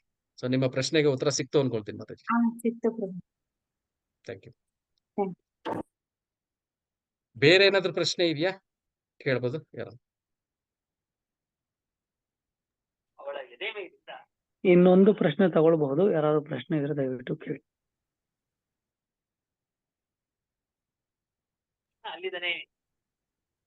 ಗೌತಮ್ ಪೈ ಅವರು ಹ್ಯಾಂಡ್ ರೈಸ್ ಮಾಡಿದ್ದಾರೆ, ದಯವಿಟ್ಟು ಕೇಳ್ಬೋದು, ಅನ್ಮ್ಯೂಟ್ ಮಾಡಿ ಕೇಳಿ. ಹಾ, ಹರೇ ಕೃಷ್ಣ ಪ್ರಭುಜಿ. ಹರೇ ಕೃಷ್ಣ. ನಂದು ಸಣ್ಣ ಡೌಟ್ ಅಂದ್ರೆ, ನೀವು ಈಗ ಪರ್ಸಾನಿಫಿಕೇಶನ್ ಮಾಧ್ಯಮದಿಂದ ಹೇಳಿದ್ರಿ, ಅಂದ್ರೆ ಸೃಷ್ಟಿಕರ್ತ ಅಂದ್ರೆ ಭಗವಂತ ಅಂತ ನನ್ಗ ಅರ್ಥ ಆಗಿರೋದು ಇಲ್ಲಿವರೆಗೆ. ಈಗ ಸೊ ಈಗ ನಾವೆಲ್ಲ ಹೇಳುವಾಗ ಇಂಗ್ಲಿಷ್ ಅಲ್ಲಿ ಹೇಳೋದಾದ್ರೆ, ಈಗ ಸೈನ್ಸ್ ಇಟ್ಕೊಂಡು ಹೇಳಿದಾದ್ರೆ ನೇಚರ್ ಮತ್ತೆ ಈಗ ಎನಿಥಿಂಗ್ ದಟ್ ಅಕರ್ಸ್ ಅಂದ್ರೆ ಸೃಷ್ಟಿಯಲ್ಲಿ ಇರೋದನ್ನ ನ್ಯಾಚುರಲ್ ಅಂತ ಹೇಳ್ತೇವೆ. ಅದೇ ತರ ಸೃಷ್ಟಿಯಲ್ಲಿ ವಿನಾಶ ಆದ್ರೆ ನ್ಯಾಚುರಲ್ ಕೆಲಾಮಿಟಿ ಅಂತ ಹೇಳ್ತೇವೆ. ಸೊ ಇದು ನೇಚರ್ ಮತ್ತೆ ಭಗವಂತ ಅಂದ್ರೆ ಒಂದೇನಾ, ಅಥವಾ ಅಲ್ಲಿ ಕರ್ತನಾಗಿ ಇನ್ನೊಂದು ಏನಾದ್ರು ಪರ್ಸನಿಫಿಕೇಶನ್ ಇದೆ ಅಂತ? ಆಕ್ಚುಲಿ ಈ ಒಂದು ತರಗತಿನಲ್ಲಿ ನಾವು ಅದನ್ನೇ ಅರ್ಥ ಮಾಡ್ಕೊಳ್ಳೋದಕ್ಕೆ ಒಂದು ಪ್ರಯತ್ನ ನಾವು ಪಡ್ತಾ ಇದ್ವಿ. ಸೊ ಭಗವಂತನ ಒಂದು ಸಾಕ್ಷಾತ್ಕಾರನ 3 ರೀತಿನಲ್ಲಿ ನಾವು ಮಾಡ್ಕೋಬಹುದು. ನೇಚರ್ ಅನ್ನೋದು ಸೃಷ್ಟಿ ಇರಬೇಕು ಅಂದ್ರೆ ಅದರ ಹಿಂದೆಗಡೆ ಒಬ್ಬ ಸೃಷ್ಟಿಕರ್ತ ಅನ್ನೋನು ಇರಬೇಕು ಅಂತ. Creation implies creator. So creator ಇಲ್ದಿರ ಕ್ರಿಯೇಷನ್ ಅನ್ನೋದು ಇರೋದಕ್ಕೆ ಸಾಧ್ಯ ಇಲ್ಲ. ಸೊ ಅದನ್ನೇ ನಾವು ಒಂದು ಎಕ್ಸಾಂಪಲ್ ತಗೊಂಡು ನಾವು ನೋಡಿದ್ವಿ. ಒಂದು ಮೊಬೈಲ್ ಫೋನ್ ಇದೆ ಅಂದ್ರೆ ಅದರ ಒಬ್ಬ ಮ್ಯಾನುಫ್ಯಾಕ್ಚರರ್ ಇರ್ಲೇಬೇಕು, ಆವಾಗ್ಲೇನೆ ಆ ಒಂದು ಮೊಬೈಲ್ ಫೋನು ಇರೋದಕ್ಕೆ ಸಾಧ್ಯ. ಸೊ ಅದೇ ರೀತಿ ಇಲ್ಲಿ ಸೃಷ್ಟಿ ಅನ್ನೋದು ಇದೆ ಅಂದ್ರೆ ಅದರ ಹಿಂದೆಗಡೆ ಒಬ್ಬ ಸೃಷ್ಟಿಕರ್ತ ಅನ್ನೋನು ಇರ್ಲೇಬೇಕು.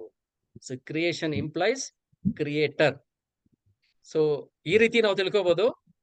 ಪ್ರತಿಯೊಂದು ನಾವೇನಂತ ಈ ಒಂದು ನೇಚರ್ ಅನ್ನೋದನ್ನ ನೋಡ್ತಾ ಇದೀವಿ. ಇಷ್ಟೊಂದು ಸುಂದರವಾದಂತ ಒಂದು ನೇಚರ್ನ ಸೃಷ್ಟಿ ಮಾಡಿದ್ದಾರೆ ಅಂದ್ರೆ, ಕ್ರಿಯೇಟ್ ಆಗಿದೆ ಅಂದ್ರೆ ಇದರ ಹಿಂದೆಗಡೆ ಅದಕ್ಕಿಂತ ಸುಂದರವಾದಂತ ಒಬ್ಬ ಸೃಷ್ಟಿಕರ್ತ ಅಂದ್ರೆ ಒಬ್ಬ ಪರ್ಸಾನಿಫಿಕೇಶನ್ ಆಗಿರುವಂತ ಒಬ್ಬ ವ್ಯಕ್ತಿ ಇರಬೇಕು. ಅದರಿಂದಾನೇ ಇದು ಆಗಿದೆ ಅನ್ನೋದನ್ನ ನಾವು ತಿಳ್ಕೊಬಹುದು. ಸೊ ಇದನ್ನ ಶ್ರೀಮದ್ ಭಾಗವತದ ಒಂದು ಶ್ಲೋಕನು ನೋಡಿ ನಾವು ಹೇಳಿದ್ವಿ. ಸೊ ಬ್ರಹ್ಮೇತಿ ಪರಮಾತ್ಮೇತಿ ಭಗವಾನಿತಿ ಶಬ್ದ ಇದೆ. ನಾವು ಅವನನ್ನ ಈ 3 ರೀತಿಗಳಲ್ಲೂ ಸಹ ತಿಳ್ಕೊಬಹುದು. ಕೊನೆಯ ಅಂತ ಆ ಒಂದು ಪರ್ಸಾನಿಫಿಕೇಶನ್.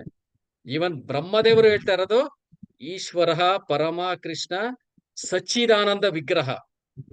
ಅವರು ಇಸ್ ಎ ಪರ್ಸಾನಿಫೈಡ್ ಇನ್ ಸಚ್ಚಿತ್ ಆನಂದ ಸ್ವರೂಪದಲ್ಲಿರುವಂತಹ ಒಂದು ಆಧ್ಯಾತ್ಮಿಕ ದೇಹದಲ್ಲಿರುವಂತ ಒಂದು ವ್ಯಕ್ತಿ ಅಂತ ಒಂದು ಸುಪ್ರೀಮೇ ಈ ಒಂದು ನೇಚರ್ನ ಕ್ರಿಯೇಟ್ ಮಾಡಿದ್ದಾರೆ. ದಿ ಮೋಸ್ಟ್ ಬ್ಯೂಟಿಫುಲ್ ಆಗಿರುವಂತ ಆ ಒಂದು ಪರ್ಸನ್ ದಿ ಮೋಸ್ಟ್ ಬ್ಯೂಟಿಫುಲ್ ಆಗಿರುವಂತ ಈ ಒಂದು ನೇಚರ್ನ ಕ್ರಿಯೇಟ್ ಮಾಡಿದ್ದಾರೆ ಅಂತ ನಾವು ಅದರಿಂದಾನೇ ನಾವು ತಿಳ್ಕೊಬಹುದು. ಸೊ ನಮ್ಮ ಶಾಸ್ತ್ರಗಳಲ್ಲಿ, ಸನಾತನ ಧರ್ಮದಲ್ಲಿ ಅನೇಕ ಒಂದು ಗ್ರಂಥಗಳಲ್ಲಿ, ಶ್ಲೋಕಗಳಲ್ಲಿ ಇದರ ಒಂದು ಉಲ್ಲೇಖನೂ ಸಹ ಇದೆ. ಸೊ ಇದರಲ್ಲಿ ಒಂದು ಶ್ಲೋಕವಾಗಿ ನಿಮ್ಗೆ ಅದನ್ನ ಈ ಒಂದು ಪ್ರೆಸೆಂಟೇಶನ್ ಅಲ್ಲಿ ಕೊಟ್ಟಿದ್ವಿ. ಸೊ ಈ ರೀತಿ ಅನೇಕ ಇದೆ. ನಿಮ್ಗೆ ಬೇಕು ಅಂದ್ರೆ ನಾವು ಅದರ ಒಂದು ಉಲ್ಲೇಖಗಳನ್ನು ಸಹ ನಿಮ್ಗೆ ಕಳಿಸ್ಕೊಡ್ಬೋದು.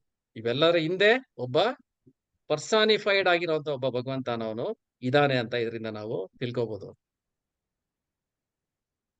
ಸೊ ನಿಮ್ಗೆ ಪ್ರಶ್ನೆಗೆ ಒಂದು ಉತ್ತರ ಸಿಕ್ಕಿದೆ ಅನ್ಕೊಂತೀನಿ. Thank you. But Gautam Prabhu, just ಒಂದೇ ಒಂದು ಅಡಿಷನ್. ನೀವು ಹೇಳಿದ್ರಲ್ಲ, ಪ್ರಭುಗಳು ತುಂಬಾ ಚೆನ್ನಾಗಿ ಎಕ್ಸ್ಪ್ಲೈನ್ ಮಾಡೋರು.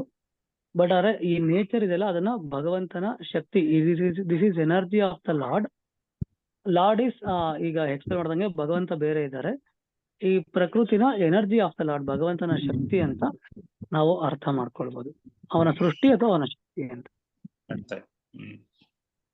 So it just does not exist. There is a force behind it, and that force is given by God ಅಥವಾ Lord. Yes. Yes.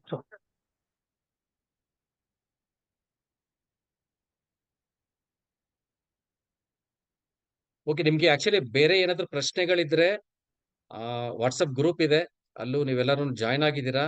ಅಲ್ಲೂ ಸಹ ನೀವು ಪ್ರಶ್ನೆಗಳನ್ನ ಕೇಳಬಹುದು, ಅಥವಾ ಮುಂದಿನ ಒಂದು ತರಗತಿನಲ್ಲೂ ಸಹ ಪ್ರಶ್ನೆನ ಕೇಳಬಹುದು. ಸೊ ಪ್ರಶ್ನೆನ ಬರೀ ಈ ಒಂದು ಕ್ಲಾಸ್ ನಲ್ಲೇ ಕೇಳಬೇಕು ಅಂತೇನಿಲ್ಲ. ನಿಮ್ಗೆ ಸಂಕೋಚ ಆದ್ರೆ ಇವನ್ನ ಟೆಕ್ಸ್ಟ್ ಮಾಡಬಹುದು, ಅಥವಾ ಒಂದು ವಾಟ್ಸಪ್ ಗ್ರೂಪ್ ನಲ್ಲೂ ಸಹ ನೀವು ಪ್ರಶ್ನೆಯನ್ನ ಕೇಳಬಹುದು. ನಿಮ್ಗೆ ಉತ್ತರನ ತಲುಪಿಸೋದಕ್ಕೆ ನಾವು ಪ್ರಯತ್ನನ ಪಡ್ತೀವಿ. ಸೊ ತಮಗೆಲ್ಲರಿಗೂ ಧನ್ಯವಾದಗಳು. ಈ ಒಂದು ತರಗತಿನಲ್ಲಿ ನೀವು ಜಾಯ್ನ್ ಆಗಿದ್ದಕ್ಕೆ 3 ವಾರಗಳಿಂದ ಸತತವಾಗಿ ಇದನ್ನ ನೀವು ಕೇಳಿಸ್ಕೊಂತಾ ಇದ್ದೀರಾ. ಈ ದಿನ ಆಕ್ಚುಲಿ ಅತ್ಯಂತ ಪವಿತ್ರವಾದಂತ ಒಂದು ಏಕಾದಶಿಯ ದಿನ ಆಗಿದೆ. ಸೊ ನೀವೆಲ್ಲರೂ ಜಾಯ್ನ್ ಆಗಿ ಒಂದು ಭಗವಂತನ ಒಂದು ಸಂದೇಶವಾದಂತಹ ಒಂದು ಭಗವದ್ಗೀತೆಯ ಬಗ್ಗೆ ತಿಳ್ಕೊಳ್ಳೋದಕ್ಕೆ ಪ್ರಯತ್ನ ನಾವೆಲ್ಲರೂ ಮಾಡ್ತಾ ಇದೀವಿ. ಸೊ ಇದಕ್ಕೆ ತಮ್ಗೆಲ್ಲರಿಗೂ ಧನ್ಯವಾದಗಳು.